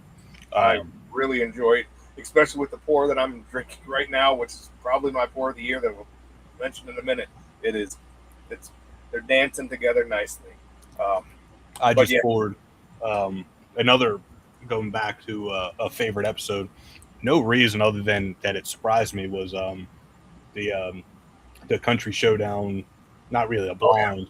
We got to talk about that for a second. Yeah, Row 94, Gypsy, Silver Belly, and Duck Club. I just poured the last ounce of the Silver Belly I had. Fantastic. It's going great with this. Silver Belly's on my top.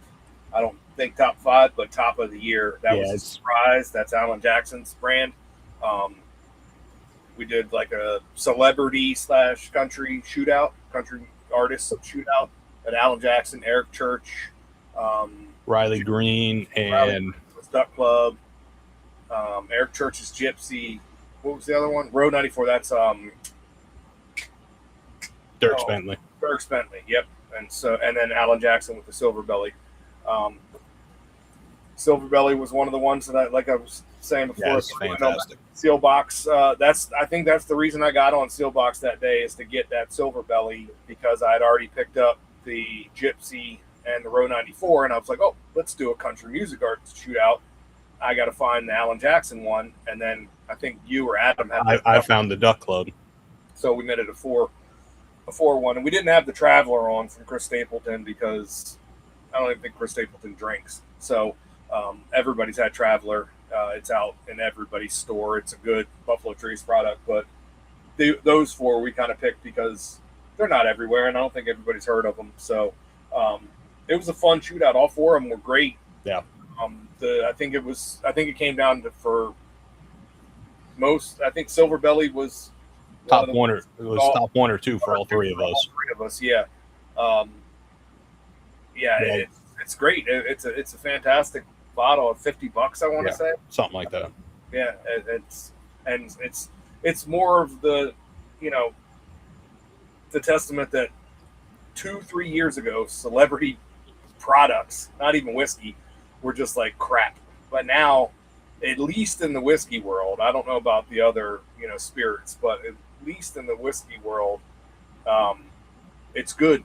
Like they're actually taking the time to at least source something from a good distillery that they can put their name behind, or they're actually trying it and drinking it, like some of these ones that we're talking about right now that actually had a hand in, picking where they wanted their product to come from and how it was supposed to taste. And I don't remember.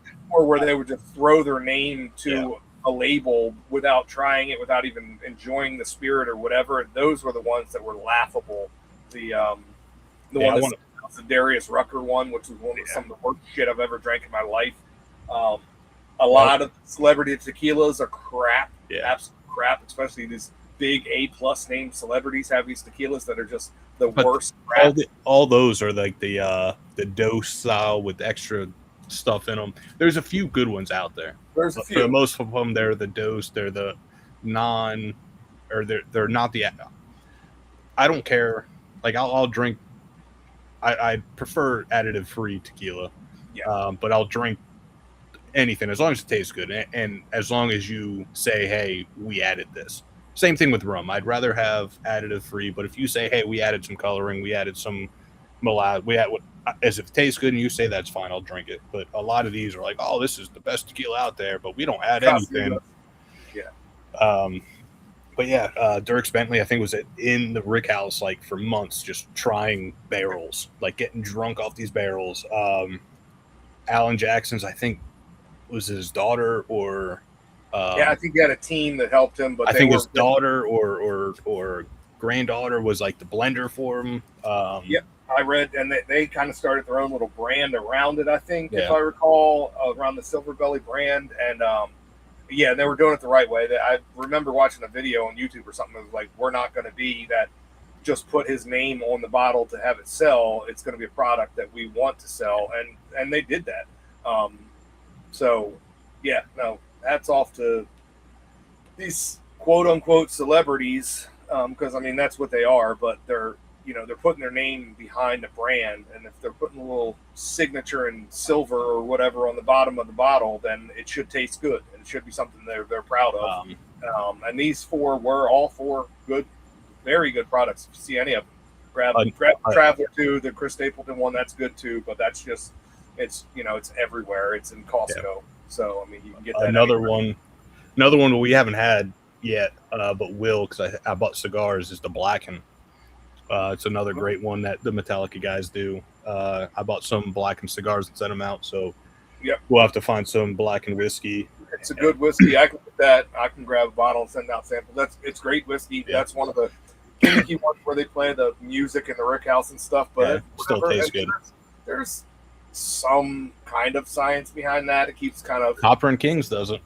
Yeah, Copper and Kings blast that music, and their stuff's fantastic. It gives a little vibration, kind of keeps some gyration or whatever in the barrel. That makes sense. Said Jefferson Ocean does it. They put it on a goddamn boat, slosh it around, get more. There's I can't remember the distillery, but there's a small distillery out in Washington. Is it Washington State?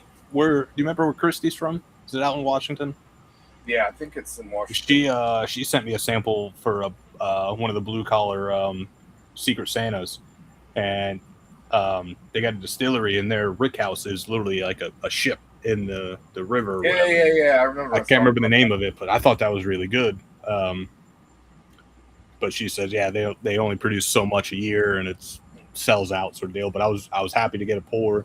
I think she sent me another pour later on. It was fantastic. Same thing. They put it on a little boat in the little river.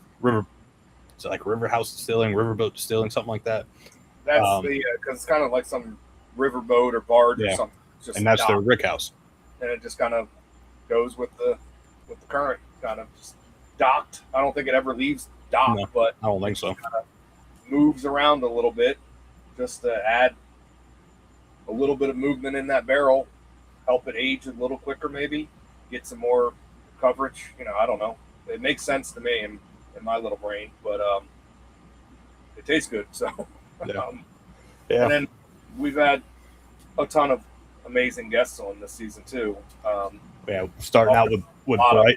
Yeah, starting out with Bryce from Silent Hero Cigars. He was our first guest of this season.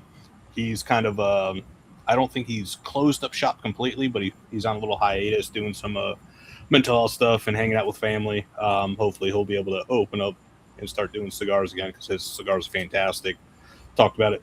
Jacob from BainBlends we had on twice. Tanya and John Aldi. Sin and Josh from Dissident. Carlos from Monte de Leon Cigars. Ryan, which we'll have on again. Lee from Stolen Thrones, which, little side note, HDA Cigars, which is one of the cigar brands that John Aldi reps. They partnered up with Lee from Stolen Thrones and the Rojas factory, and their limited release, yearly release that they're doing is partnered up with Lee and Rojas, and that is from John. A couple guys that had some samplers said it's going to be a fantastic cigar. And our local shop here, the one that just opened, they are a distributor of HDA, so I got word that they will possibly have a box or so of these new cigars. So once I hear that it's in stock, I'm going in grabbing at least 3, most likely more. Sending those out. Haze Gray, those guys, Rue, Pedro, and Val, great people. That's one of my top 3 cigars that Hermes bar. That was one of my favorites. I'm in talks with them. I'm in talks with them for them coming back on. They have a new cigar being released within the next month, I think. I think it's next month. They're hoping it's going to be out, so they'll be on. We'll talk about that cigar. They're the ones leading and heading the TPA event in Pensacola this year, so we'll talk about that. But yeah, that Irmão de Mar was a fantastic cigar. The Patriot is, I would honestly, Irmão de Mar and the Admiral, which I don't think we smoked on here, did we? Maybe we did. I don't remember. Yes, we did. We had the Admiral the episode before. Yeah. So the Admiral and Irmão de Mar are probably my favorite cigars that we had. This not even this season, but definitely top 5 cigars that I've ever had. The Patriot's up there. It's in my top 10, probably closer to the top 7 or 8. But yeah, so they'll be back on with their new one, which is supposed to be just as fucking good as the Irmão de Mar. Tim from Chattanooga. We had Eric from Black Star Line. Todd from J. Mattingly, which we got a great partnership with, or I don't even know what you want to call it with them, relationship with them. Adam and I went down there a couple weeks ago and hung out with them. You'll see a lot more of them. Yeah, you'll see a lot more of them. That the stuff that they're putting out is incredible. I think Adam got his hands on a very special bottle that we'll be sampling soon from them, so that'll be fun. The father-son duo from Bearded That Is All. AT from AT Fields, who is local to me, so he's only got a line of 3 right now, but if he releases more or something, maybe he'll come back on. Chris from Elegant Sasquatch to finish off the year. We haven't had a guest since then, but kind of winding down, trying to get through some of these samples to get to a new season. But killer lineup of guests that we had. Fantastic time with all of them. So for me, Haze Gray and Dissident were my favorite cigars of the year. Mm-hmm. Plasmatic stands out to me. Plasmatic was fantastic. From Dissident. I think last week I smoked the Rave. Last week, the week before. A little bit lighter, but great. Everything we've had from Dissident has been the block and the soapbox are my favorite, like, of their core line. The Plasmatic is right up there with them. Like I said, the Irmão de Mar and the Admiral for Haze Gray. Patriots right up there with it. Stolen Thrones, we had, I'm trying to remember, we had the Crook of the Crown, I think, right? Yeah, I think that's a fantastic one. I've also had the 5th anniversary of the Crook, which is amazing. 3 Kingdoms, which is amazing. What other? The Charlie Mike from Monte de Leon, that little motherfucker. That thing was, I think, like a 4x50 something, just a little nugget thing, but that thing packed a punch. I bought one of those. I got a few of those, I should say. The Black Star Line stuff, that was great. We had the Lalabella, which I thought was fantastic. Mr. Fahrenheit was pretty good too. Looking through the list. Lalabella, I remember. I kind of forgot about that one. That one I remember really, really enjoying. I kind of forgot about that one, to be honest with you. Just looking through the list. Who else? What else do we have? Oh, well, this, like I said earlier, the Silent Hero, the Blend 88 was fantastic that we smoked.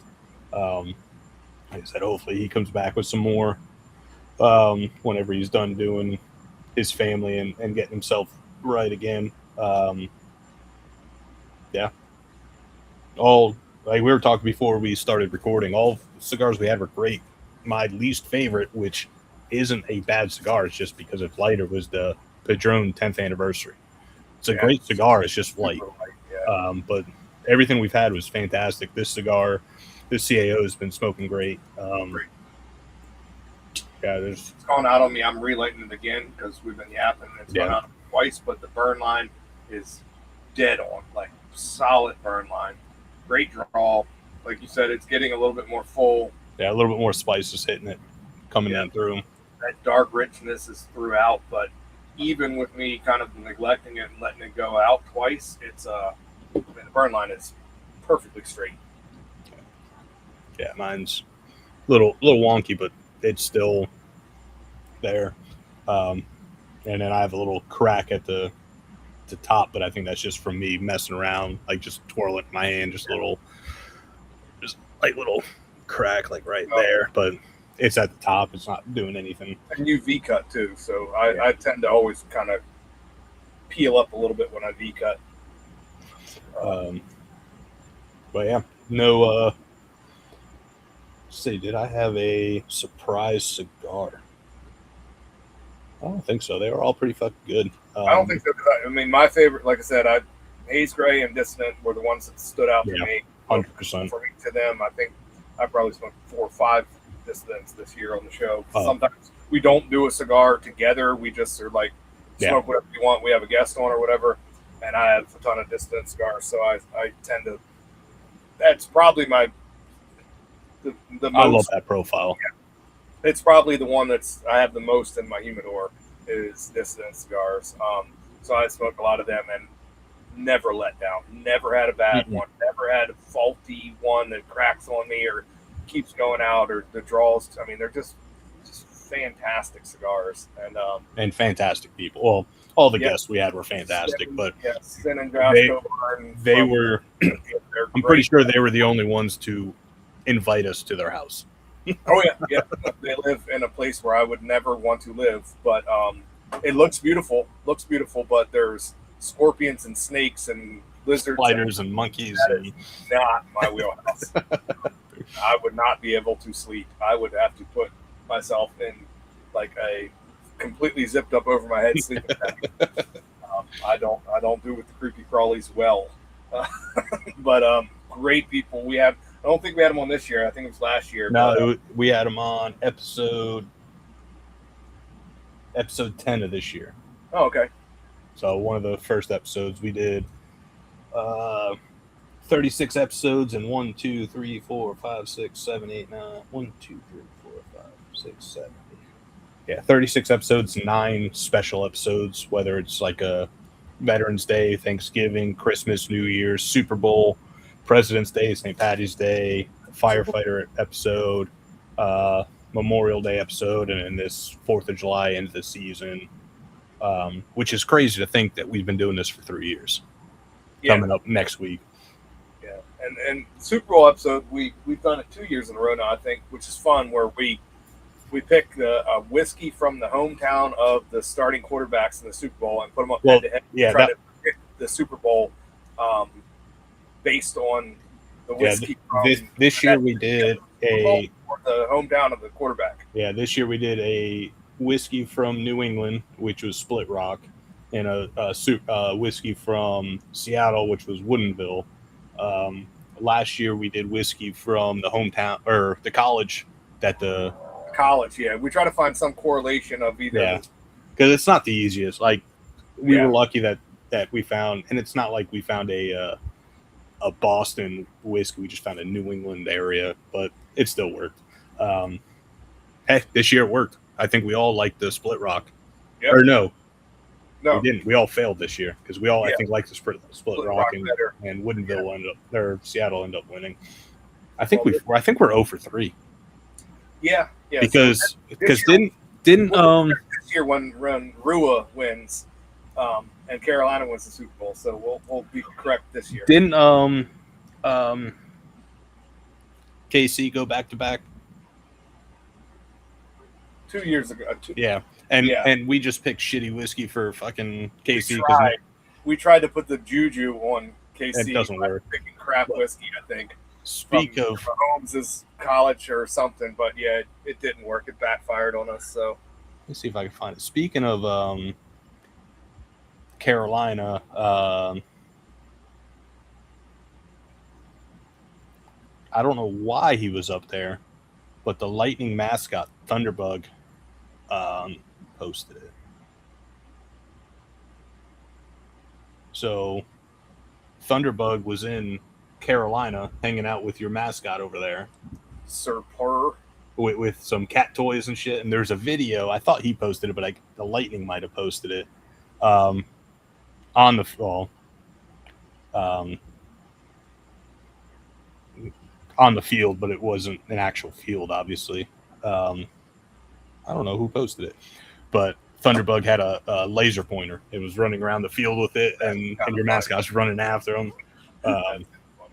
I don't know what the fuck Thunderbug's going around. He's doing a fucking world tour, apparently. But yeah, that Super Bowl episode's always fun just because we get to make some outrageous claims, and we're 0 for 3, but we're going to try to change that. But yeah, it's been a fun season, fun year, fun 3 years, I should say. Yeah, no, it's been good. Can't believe it's been almost 3 years of doing this. Hopefully we could do it for a lot longer. I feel like we're just starting to get started and rolling and getting traction. So, that being said, before we get into our final favorite whiskeys of the year, I did have at least two surprise, and they're not even whiskeys, 2 surprise pours. One of them I still have. The only reason why I have so much because Adam sent me this for a Secret Santa, and then sent me more for this is the Copper and Kings. Was it the carousel finish or whatever the fuck it was? Yeah. Like I knew I was liking it, but I didn't realize how much I would. It's so funky with that carousel finish, along with the brandy in it. It's just there's so many flavors going on. Unfortunately, I don't think you get it. I think it was the distillery only. I'm sure they're sold out by now. If they're not, then the people of that area that can get to the distillery is missing out. The Fire and Flask we talked about, that was a crazy thing for being just over a year old.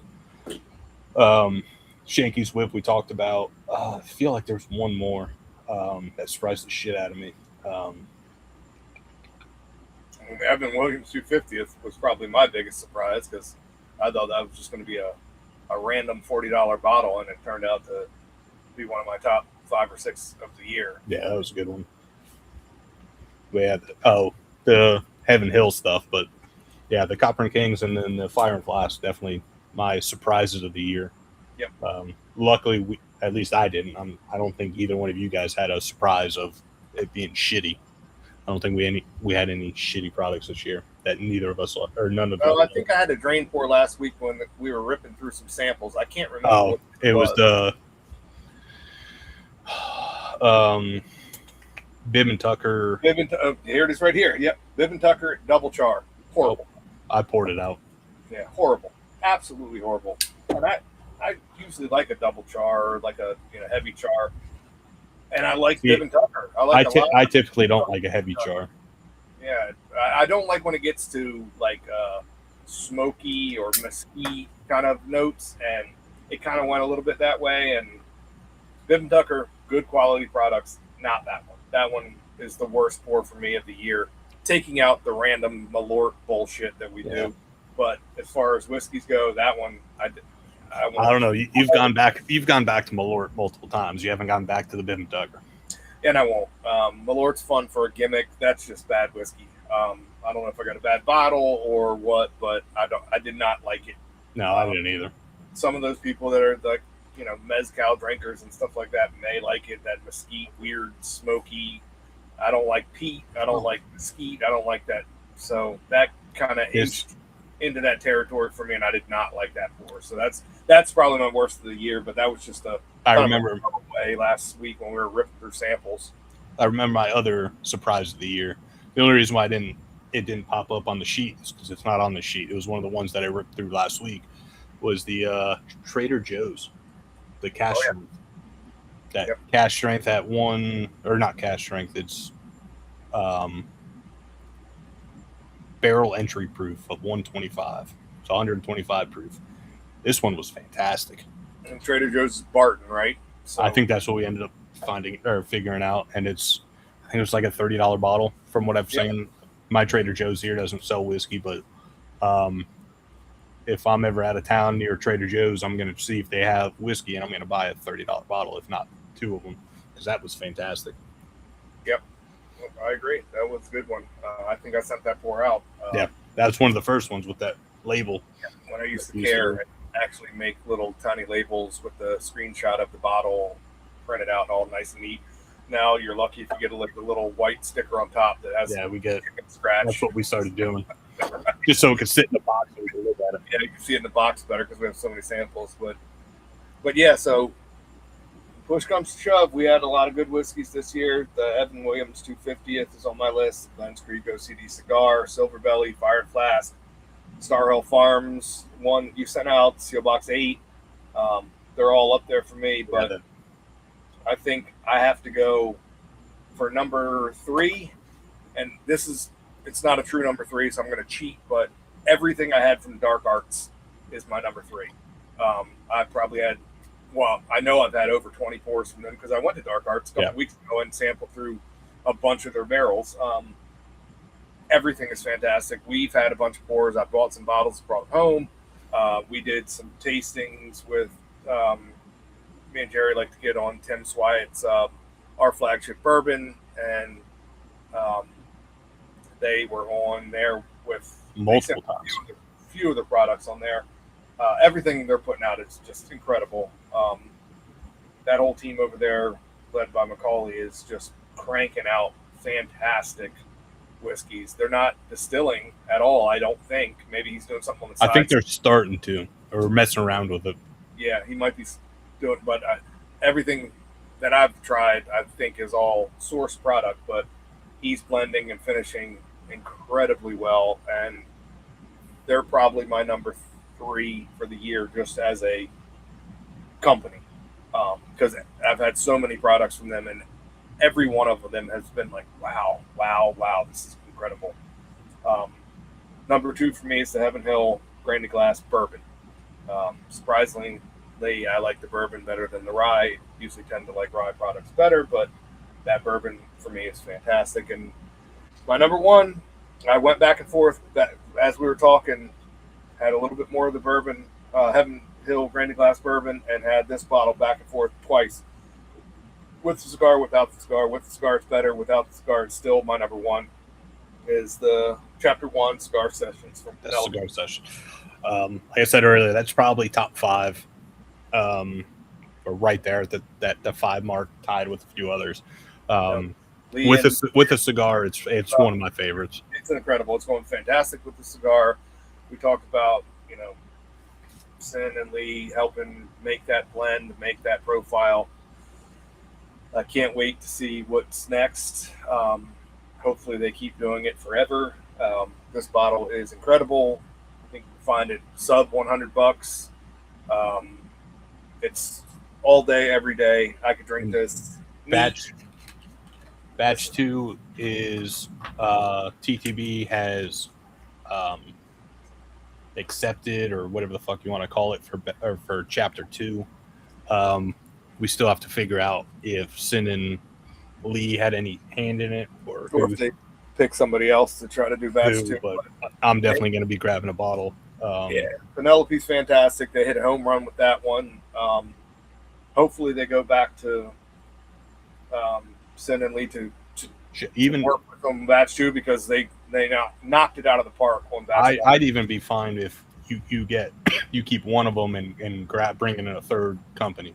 So if Sin in another company or Lee in another cigar company, I'd be fine both of them in another company. God. I mean, more mouths at the table to try this stuff and to put their 2 cents in. They know cigars, and this whiskey is the best cigar finish that I've ever had. I think Magnus was probably before this year, I would have said the Joseph Magnus, one of the first cigar batches. But this is incredible. This is one of my favorite whiskeys of all time. So that's my list. I think I'm not too it's hard to choose because we had so many good whiskeys, but that's my go-to. I'm not too far. I would say number 3 is probably going to be the grain to glass rye. I think I like the rye a little bit more than a bourbon. But it's like I said, between those two, the Sealbox 8-year, the RD1 Sister Cities, the Cigar Sessions, they're all right there. They all got different profiles, different. It just depends on what I'm looking for that day. Number 2, I'm going to do the same thing with you, Dark Arts. The Dark Arts Rye and the Dark Arts Bourbon that we had on here. I might be a little bit biased because I helped pick those out of 13 samples that we did at Dark Arts pick that day. But yeah, everything I've had from Dark Arts has been fantastic. What did I pour the other day? Just as the standard was it the French oak, like the one of their standard offerings from the Tim's Wyatt. I had a little bit of sample left of that. I poured that. I think they called it I still have a little bit left. I should have brought it out. The sweet and sour, this honey finish, the sweet mash and sour mash finished in honey. We had that honey finish episode on here, and I'm not a big honey fan. Both those weren't bad. But like I said on the episode, I'm not buying either one of those. The Dark Arts one, I probably wouldn't buy it, but if I saw it in the store, I might be. So yeah, everything Dark Arts has been fantastic. And then my number 1 that we've had on the show is going to be the Star Hill Farms from 2025. Not because I'm a Makers fan. I last year with all the bottles and whatever, I did probably a 2-3 week long blinds, and that one just kept going. And at first when I tried it, I didn't think I liked it, but I didn't think I liked it that much. But doing it in a blind, it just kept hitting. So yeah, that's on here.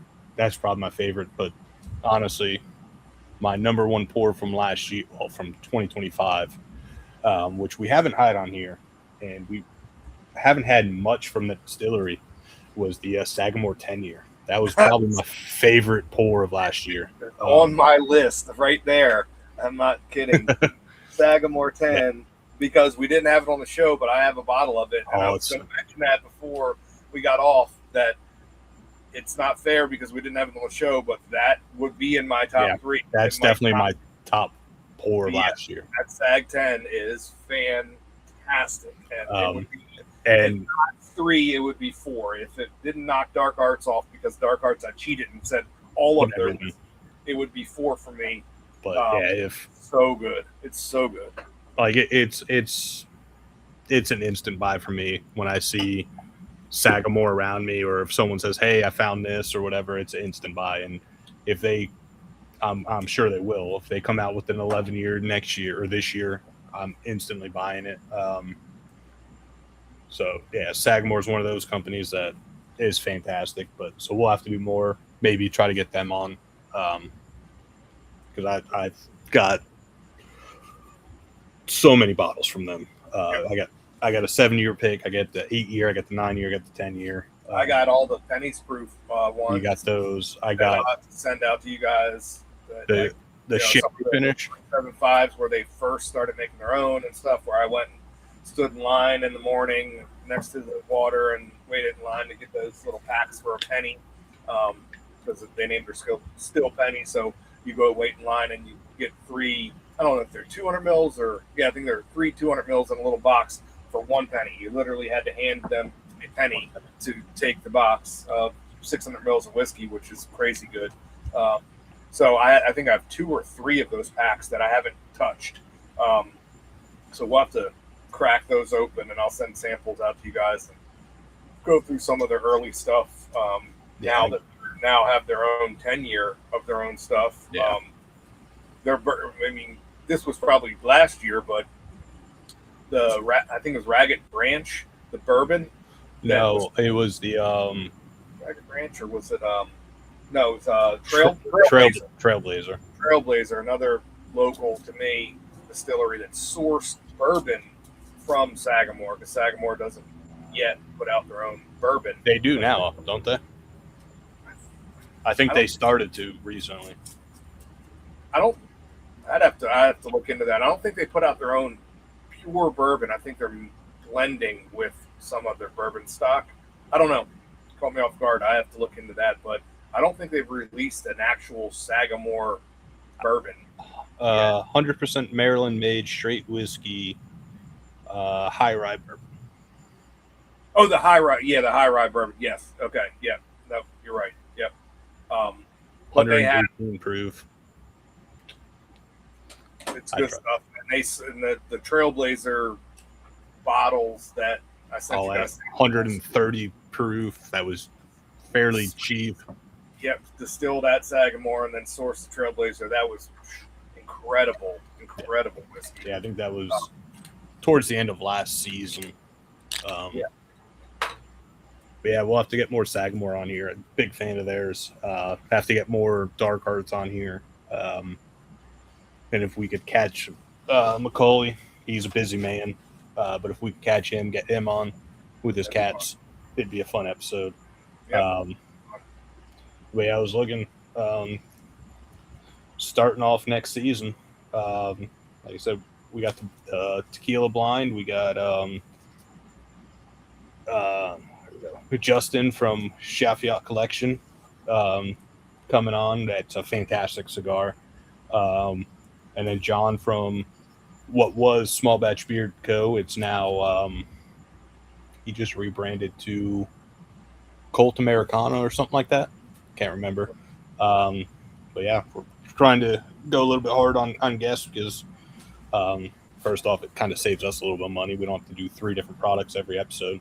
But we also get to learn about products that we enjoy. And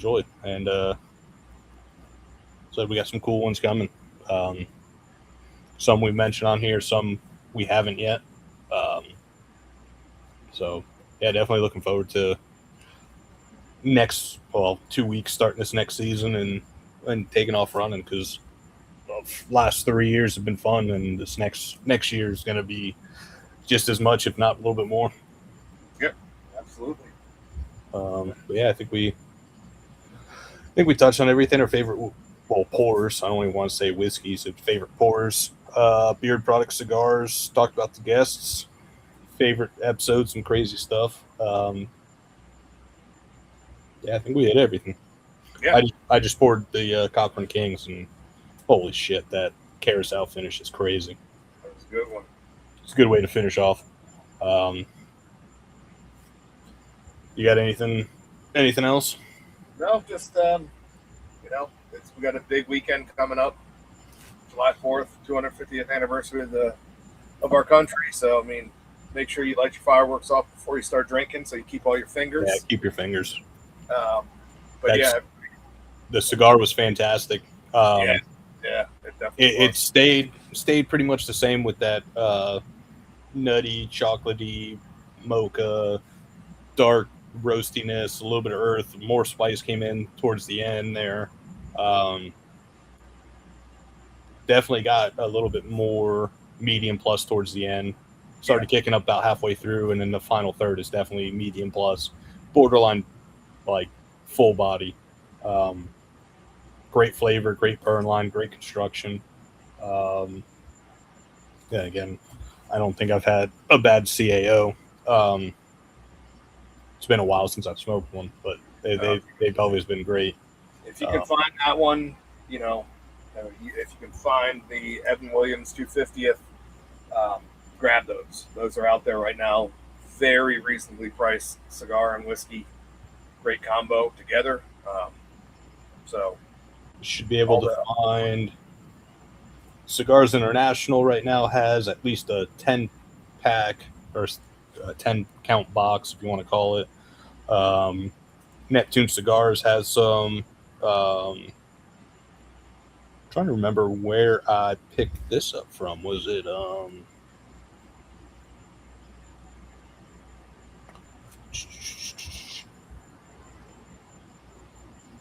they still have some small batch smallbatchcigar.com still has 5-packs and boxes of 10, which I'm pretty sure this is where I grabbed it. 5-pack for $51, so just over $10 a cigar. Yeah, can't beat that. Smoke great. It's a good episode. Good looking back at this, remembering everything we did. We gotta, for this next year, we gotta remember to write more notes and keep track of more stuff, because we definitely missed out on a lot looking at this list. Yeah, there's a few things looking at our list. I'm like, I remember liking that one, but I don't, I didn't have proper notes and things like that. But keep better notes. But we had great products on, and can't complain about that. So, and by the time this episode gets posted, there'll be stuff on Instagram, Facebook, and whatever else that we post to. But next season, we're going to go live on Rumble and YouTube every episode. So definitely go subscribe, like, follow, whatever it's called on those platforms, and hang out with us, ask some questions. I know was it last week or the week before, Adam was talking about doing a call-in aspect. So we're in 2026. We don't do call-ins on the phones no more. We just talk on YouTube. So we're going to do that. So follow us there, subscribe to us there, and you get to hang out with us, chat with us, talk about the stupid shit that we do on here. And we're just going to go live. Nothing else is going to really change. More guests, good products. These damn bugs. Should be a fun season. Yeah, looking forward to it. You wanna sign us out? Yeah, I mean, that wraps up another episode and season for Bourbon, Beards, and Belvederes. We appreciate everyone who's come with us through this adventure of ours, just kind of getting together and having some great cigars and pours and products to review and to sample and to talk about. And hopefully you like, if you're listening, hopefully you like what we're doing. Like I said before, I like listening to people review products, and that's kind of what we do. If you have if you're listening and you had any suggestions, whether it's whiskey, rum, tequila, brandy, any beard products, any cigars, anybody you think that would be a good fit as a guest, whether they're a brand owner or they're just another guy like us doing reviews, send them our way or let us know. We'll reach out to them. Because I kind of want to do more of get more community aspect in, like we did towards the end of, was the beginning of this, when we started getting some of the influencers or whatever you want to call whatever we are, bring some of the community aspect in here. If you have any suggestions, just hit us up, Instagram, Facebook, wherever, text. If you have our numbers, just let us know if there's anything you want us to look at, talk about, review, drink, smoke, anything like that. And then we're always open to suggestions. Absolutely, we welcome it, definitely. Good or bad, funny or whatever. If you want to see us do some stupid shit like some Malort stuff, let us know. I mean, if you want to do some Alort stuff with us on an episode, let us know. Jump on. We'll happy to have you on. But no, and just this time of year, just we're coming up on a big anniversary of our country, 250 years. So you got veterans and active military out there. This is the time to really thank them. We wouldn't have got here without them. Which it's something to celebrate and be proud of. It's really cool that we got the World Cup going on right now in the U.S. and other surrounding countries, but mostly in the U.S. See these awesome videos online of these people coming from other countries that had a bad impression of the United States, and they're coming here and they're like, "Holy shit, this is incredible!" And that's what we want. Have you seen the videos of guys from like Europe or whatever, like eating at like some barbecue joints or whatever? Yeah, like they order like I don't remember where it was. I think it was like a place in Missouri or wherever they're doing it in Missouri, the World Cup.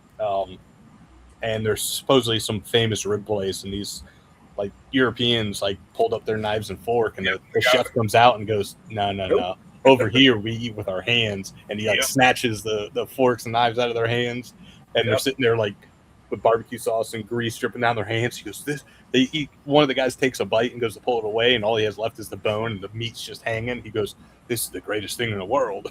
Yep. I think like all the like English and Irish like going to Walmart and buying ranch, and they're like, "Oh my god!" And it's Did you talk about that? Did you up in Boston? I think it was Scotland was playing up there, and they drank the bar out of whatever beer that they were drinking. Sam Adams, and then they also had some kind of Scottish beer, and all they had left was like Bud Light, Miller Lite, and they're like, "Fuck this!" And the Irish bar down the street was like, "I know we're not friends, but we got your beer over here," and they just all migrated over there and drank them out of all that beer. The bar owners were saying like, not even on like St. Patty's Day or New Year's Eve do we run out of beer, but these guys just came in and drank us dry. I thought it was cool to see. I think it was the Japanese crowd that like all pull trash bags out of their pockets. Yeah, they do that. You see they Jameis Winston helping out too? Yeah.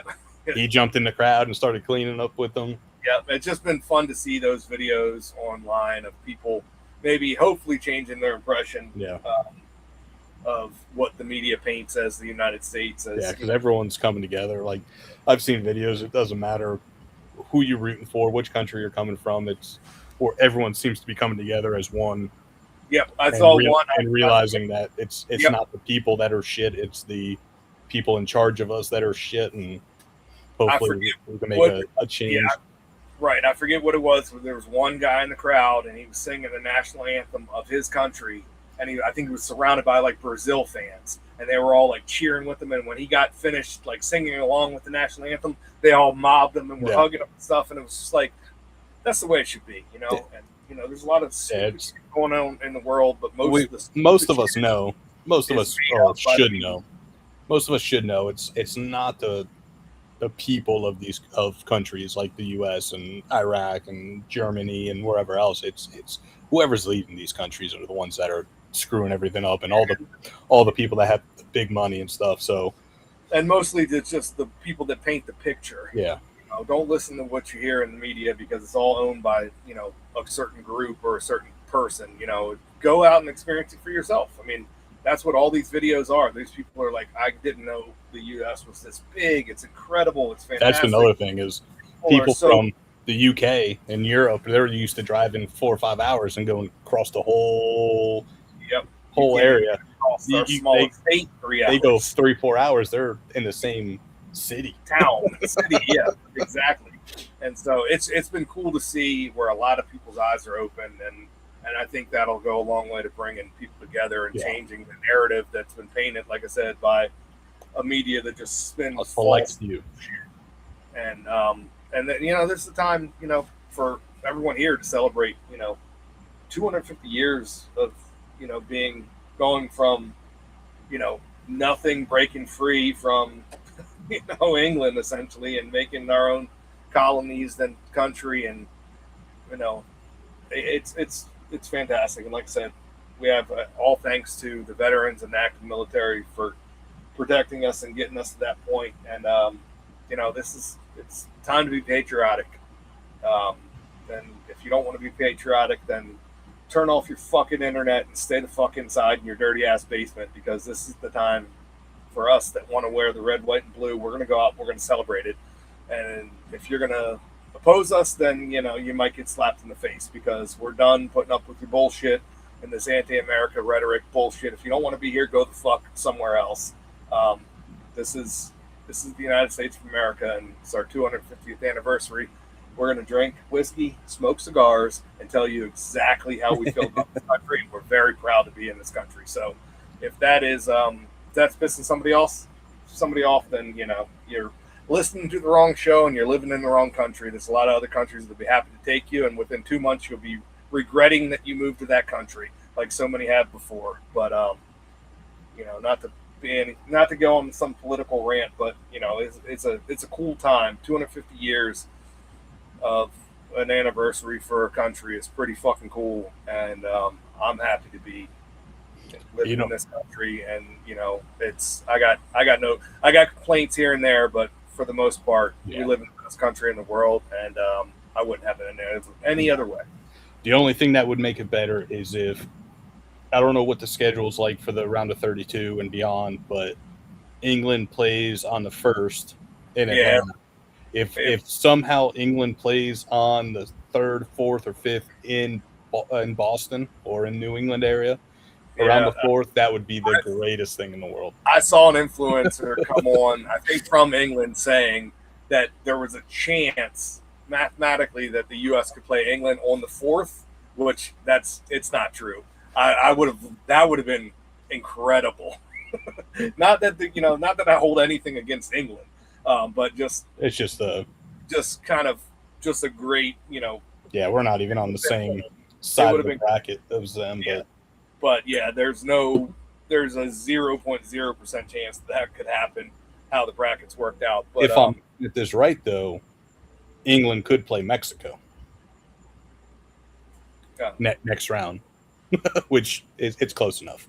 Yeah, close enough. It's fun. No, but yeah, it's fun to watch. Like, I don't watch much soccer. I prefer international style, like the World Cup, the UEFA, like the major stuff. I'm not a big MLS fan or anything like local. It's just the talent's there, but it's just the talent international wise is so much better. So I like watching the World Cup, the UEFA Championship and stuff like that. I'll watch, but yeah, the World Cup's always fun, no matter where it's at. I've been watching games from countries that I didn't even know were countries. And who was I watching last night? We put on. I can't even tell you now. It was 2 teams last night playing, and I was like, I have no idea who these guys even are. Yeah, exactly. And then you look it up, you're like, okay, I've heard of that, but you know, it's just fun though. And I do like, and maybe I sound like a noob for saying this because I don't know how long they've been doing this, but for me, I only watch World Cup soccer. That's it. You know, when the World Cup's on, I watch it. I like it. I cheer for the U.S. You know, whatever.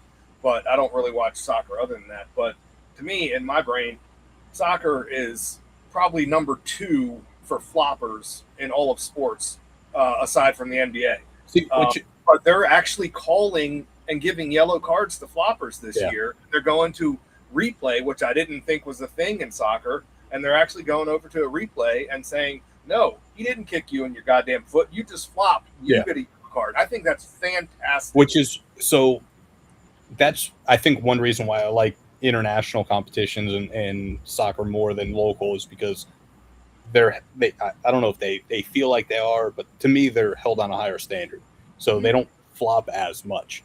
And like watching the World Cup, these guys are battling going towards, again, I'm not a soccer fan, so I don't know, but like towards the corner. Like they're battling before the ball goes out, like not really elbows, but they're getting in there and moving each other around. And it's fun to watch. And then, like I said, you got a couple that a guy kind of blows on and he fucking flops around, and they do the replay and they're like, yeah, fuck you. You did it on yourself. And I love that they're doing the replay, because in real time, you can kind of see like, oh, maybe he did get kicked or stepped on or whatever. And they're like, nope, we went to replay and you're a piece of shit. You get a yellow card because you fucking flopped. There was one guy we were watching. I'm looking at the schedule from yesterday.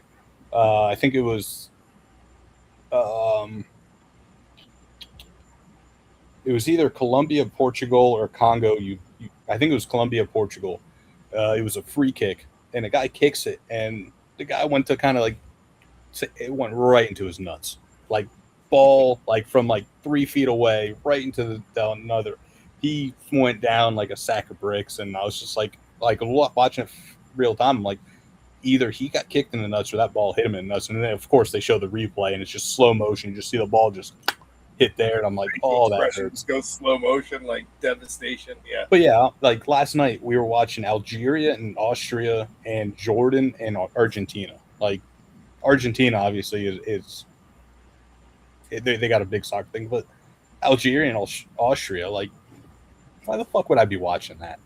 And I'm sitting there watching a full game, cheering on both teams just because it's fun and it's entertaining. And I think it's because, like you said, it's the world stage.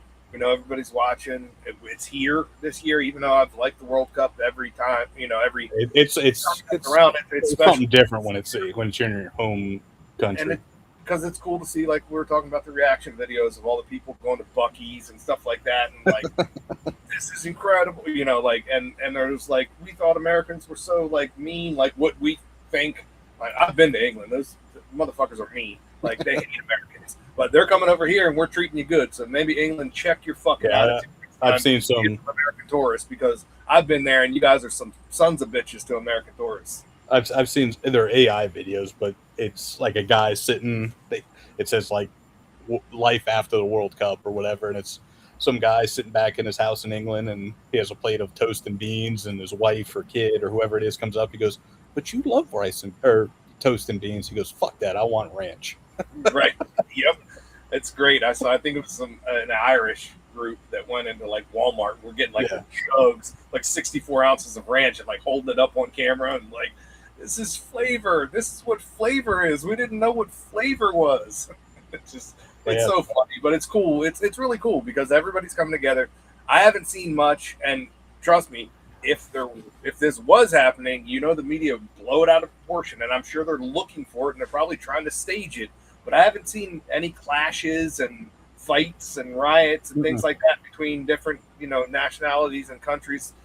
There are people coming over here and getting in fights in the street and stuff. I mean, goddamn, you had more fights for the goddamn Knicks winning amongst their own New Yorkers than you had two opposing countries going at it, on a soccer match. So, trust me, if that was going on, you'd hear about it 10 times a day over anything good, because that's how the media is. So I'm glad that, we're a good host so far, and it's been great. And hopefully a lot of these other countries, start to see what we see, that the media is fucking bullshit paid for advertising and not actually reporting on actual news. And hopefully they, people see that, the United States is a pretty cool place to live, and we welcome you guys to come in the right way. We welcome you. So that's pretty much what it comes down. I'll be at work tomorrow with the Brazil Japan game on in the background. I was looking, U.S. plays on the 1st at 8 o'clock against Bosnia and Herzegovina. However you say it. Yeah. But yeah. Herzegovina or something. I think there's an N in there. Yeah, there's a lot of these countries like I heard about when I was in like middle school or high school. I don't know where the hell they're at. You tell me where Bosnia is on a map. You can point the finger at me and say I'm an idiot, but I don't have a fucking clue where Bosnia is. So, it's just fun. It's fun to see. I mean, I think we played what's the last we just lost the game that didn't mean anything. We set all our guys on yellow card. Turkey. Yeah, which they spelled it all fucking weird, which I didn't understand that either. Maybe I'm an idiot too. But that was I think the first goals they've scored in World Cup action in like the last 6 years or 8 years or something. It's like, good for them. Like, that's cool. I mean, that was a cool, fun game to watch. It sucked that we lost in the last. It sucked that we lost, but we also benched everybody, like, everyone that was on a yellow card, and we pulled out at half. We rotated out a lot of players. I mean, we had our spot was set, their spot was set. They were going home. We were moving on to the winner of the round. Yeah, it don't matter. It would have been fun for momentum, whatever, to win. But I kind of thought it was cool that Turkey got knocked out, but they ended up winning in the 98th minute. Now they at least get to go home with something. Yeah, and they were celebrating like crazy. It was I mean, I go home, say they beat us, and right, yeah, good for them. I thought that was kind of cool. I was like, when they scored, I was like, fuck. But then after thinking about it, I was like, that's cool. That's cool for those guys. Like, they get to go home. They scored some goals in a World Cup match, and they beat the United States. Like, that's fucking cool for them. So, you know, that when it doesn't mean anything, whatever. It's been fun to watch. At that point, it's been fun. I'm looking forward to more of it, and I think the women's tournament starts right after the men's tournament, or at the very end. Yeah, the beginning of July, or second week of July. I think the women's tournament starts, which is always fun too. But we'll have to see what the women come out with for the United States, because traditionally it's a bunch of fucking anti-American women on the United States women team. So let's see what happens this year. I haven't been following, but I will absolutely root against them if they come out and fucking go all anti-American, especially with this being the 250th anniversary of our country, and they go out on the field representing us and our country after that, and they start talking all that fucking blue hair rhetoric. I will absolutely root against them. So we'll see. We will see, but whatever. That's just me. That's my opinion. If you hate it, you hate it. But I think if you play for this country, you better fucking love this country, and that should be a requirement for making our country's teams, is that you will support. You dye your hair red, white, and blue, not just blue. So that's just my opinion, but yeah, so. It's been a fun little tournament to watch, and it's always fun to watch at normal time and not at like 2 a.m. when it's in a different country. Yeah. Exactly. That being said, I love when like the Winter Olympics with hockey or the World Juniors or anything like that. I love when that's overseas, and I set my alarm for 2 a.m. so I can watch a 2:30 start. I'll do the shit out of that for hockey, but unfortunately, I'm not going to do that for soccer. But for hockey, I'll do it. But it's fun watching it like 1, 7, 10 o'clock at night. Like actually be able to watch games. So it's been fun. Hopefully U.S. will make a run. They got a good team. I don't think we have a chance to win it, but at least we can maybe surprise some people and get a little bit farther than. They got a good team, but they got a damn good team this year. We'll see. It'll be fun to see how far they get. There's other countries out there with fantastic teams. Yeah, it'll be fun though. A couple weeks left, and I'm looking forward to it. It's a fun time of year. There's nothing else going on. I watched the NHL draft last night. I watched a little bit of it and realized I don't know any of these kids. No, I don't know any of them after the first handful that go. Did you see 17-year-olds getting drafted that haven't even enrolled in college yet, and they aren't gonna play for 4 years and stuff like that? It's a weird draft. It's not like the NFL where it's like that guy's going to start next year. It's now we drafted him in 4 years. We might pull him up and things like that. But do you see it's going to be special. He'll play next year, and he'll be fun to watch. I can't remember the kid's name, but the kid that got drafted, I think 3rd overall. Like I don't remember. Watched the first. I can't remember who picked him. I saw a video earlier, and they said his name, and he looked up. He goes, "What the fuck just happened?" I guess he was like in line to be picked first overall, or not first overall, but first round because he was there. But they picked him 3rd overall, and he kind of looked up, looked at his parents, like, "What the fuck?" And he's like walking up, like looking around, like, "Did I just hear that?" Yeah, that's awesome. There was one kid who stayed at home on his parents' ranch. I thought was cool, and they had a camera there. Fun to just But a couple of years ago, Justin Bieber announced Gavin McCann. Yeah, which I thought was kind of funny, but it was cool. I mean, it was good. It was a good draft. I think they did a good. Gary Bettman, everybody hates, but he had whatever they did. They had the trade alert in section 301. He was like, "Section 301," and the guy would just get up and slap this big buzzer, and he'd be like, "Trade alert," and I was like, "That's cool. You're interjecting some fun into it."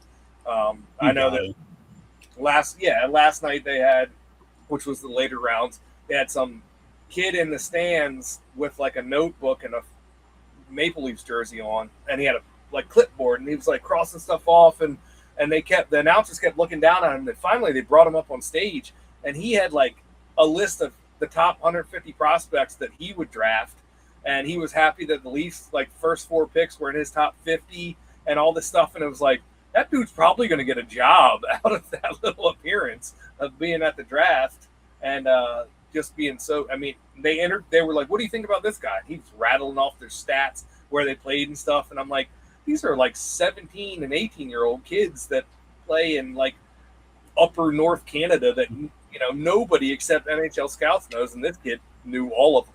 So it was really cool. And I hopefully that kid gets a job somewhere in the scouting department. But it was fun. It was fun to watch. It was fun. And 22, one of the kids that played here in Jacksonville, he got drafted by the Sabres, and he played the last 4 years at UConn. And just the other month, he got drafted by the Sabres, and just the other month, Sabres signed him to a 2-year entry-level contract. So probably see him in the ECHL at least next season, if not the A. Hopefully he'll go up, because it'd be kind of cool to see him up in the NHL, since I saw him from when he was probably like 10 years old, growing up, playing through it. And then once he got older, got in net with him, doing those early morning practices and whatever. So it'd be kind of cool to see him in the show. Yeah, no, that's cool. And that's just like I said, with baseball, with hockey, it's like these kids get drafted, and unless you're in the top 4 or 5, you probably won't see them for 4 at years, least, if any. If you see them again. So where it's like basketball, football, instantly top 4 or 5, they're starting. Like top 2 rounds, they're on the team. 3 rounds, they're on the team. You might get round 5 and 6 in the practice squad, but they're not waiting a couple years. They're in or out. So it's cool though. It's cool to see all these gigantic 17-year-old farm boys from Saskatchewan and shit like that. Like that dude's like, there was one guy last night who was 7'1", who's a defenseman, 7'1", and he wasn't like lanky. He was like, I was like, Jesus Christ! Like, could you imagine standing across the line from somebody at 7'1"? Like Zdeno Chara's like 7'9", I think. He's like 4 inches taller than Chara, and it's like it's crazy. So and he was like 18 years old or something like that. It's insane. Yeah, but good for them. It's a cool thing. We got off on a big sports tangent here, but cool thing for all these young kids to get drafted. Yeah, it'll be fun. Good, fun season coming up here next year for hockey. I'm looking forward to it. Caps. I'm a Caps fan. We made some moves. We brought in some free agents. We got a good draft, and hopefully we give Ovechkin one more run at it, because I think we got him for about one more. We got him for about 12 minutes a game for one more. Yeah, I can't see him going much more. Yeah, so we'll see.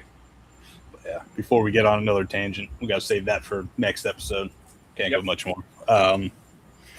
But yeah, thanks for hanging out with us for the last 3-ish years. I hope you guys stick along for the next 3+ 10 years, however long we decide to do this. It's been fun.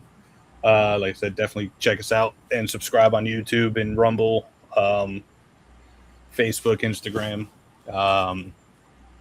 anywhere we're there. Just kind of help spread the word of what we're doing. And we haven't mentioned in a while, but we definitely have a giveaway that we'll be posting here soon.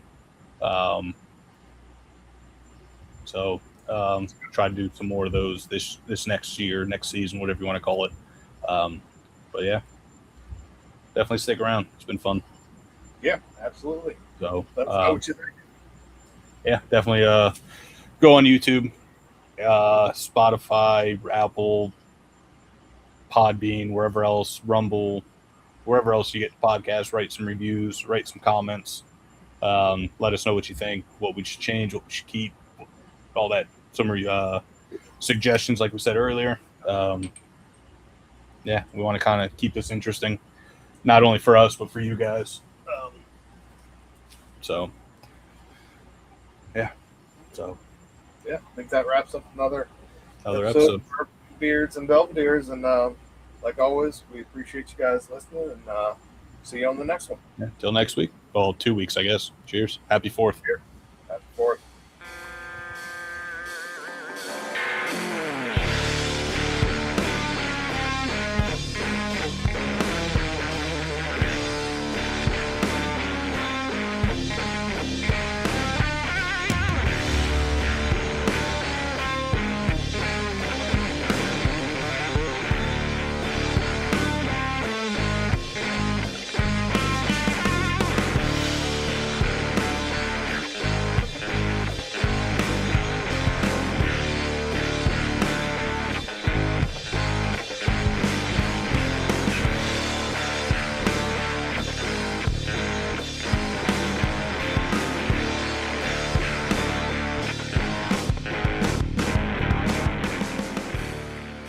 Bourbon, Beards, and Belvederes is produced by Adam Bolden, Paul Rousseau, and Jerry Ullman.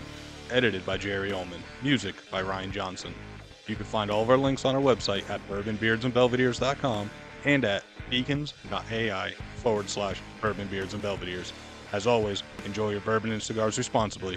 Cheers.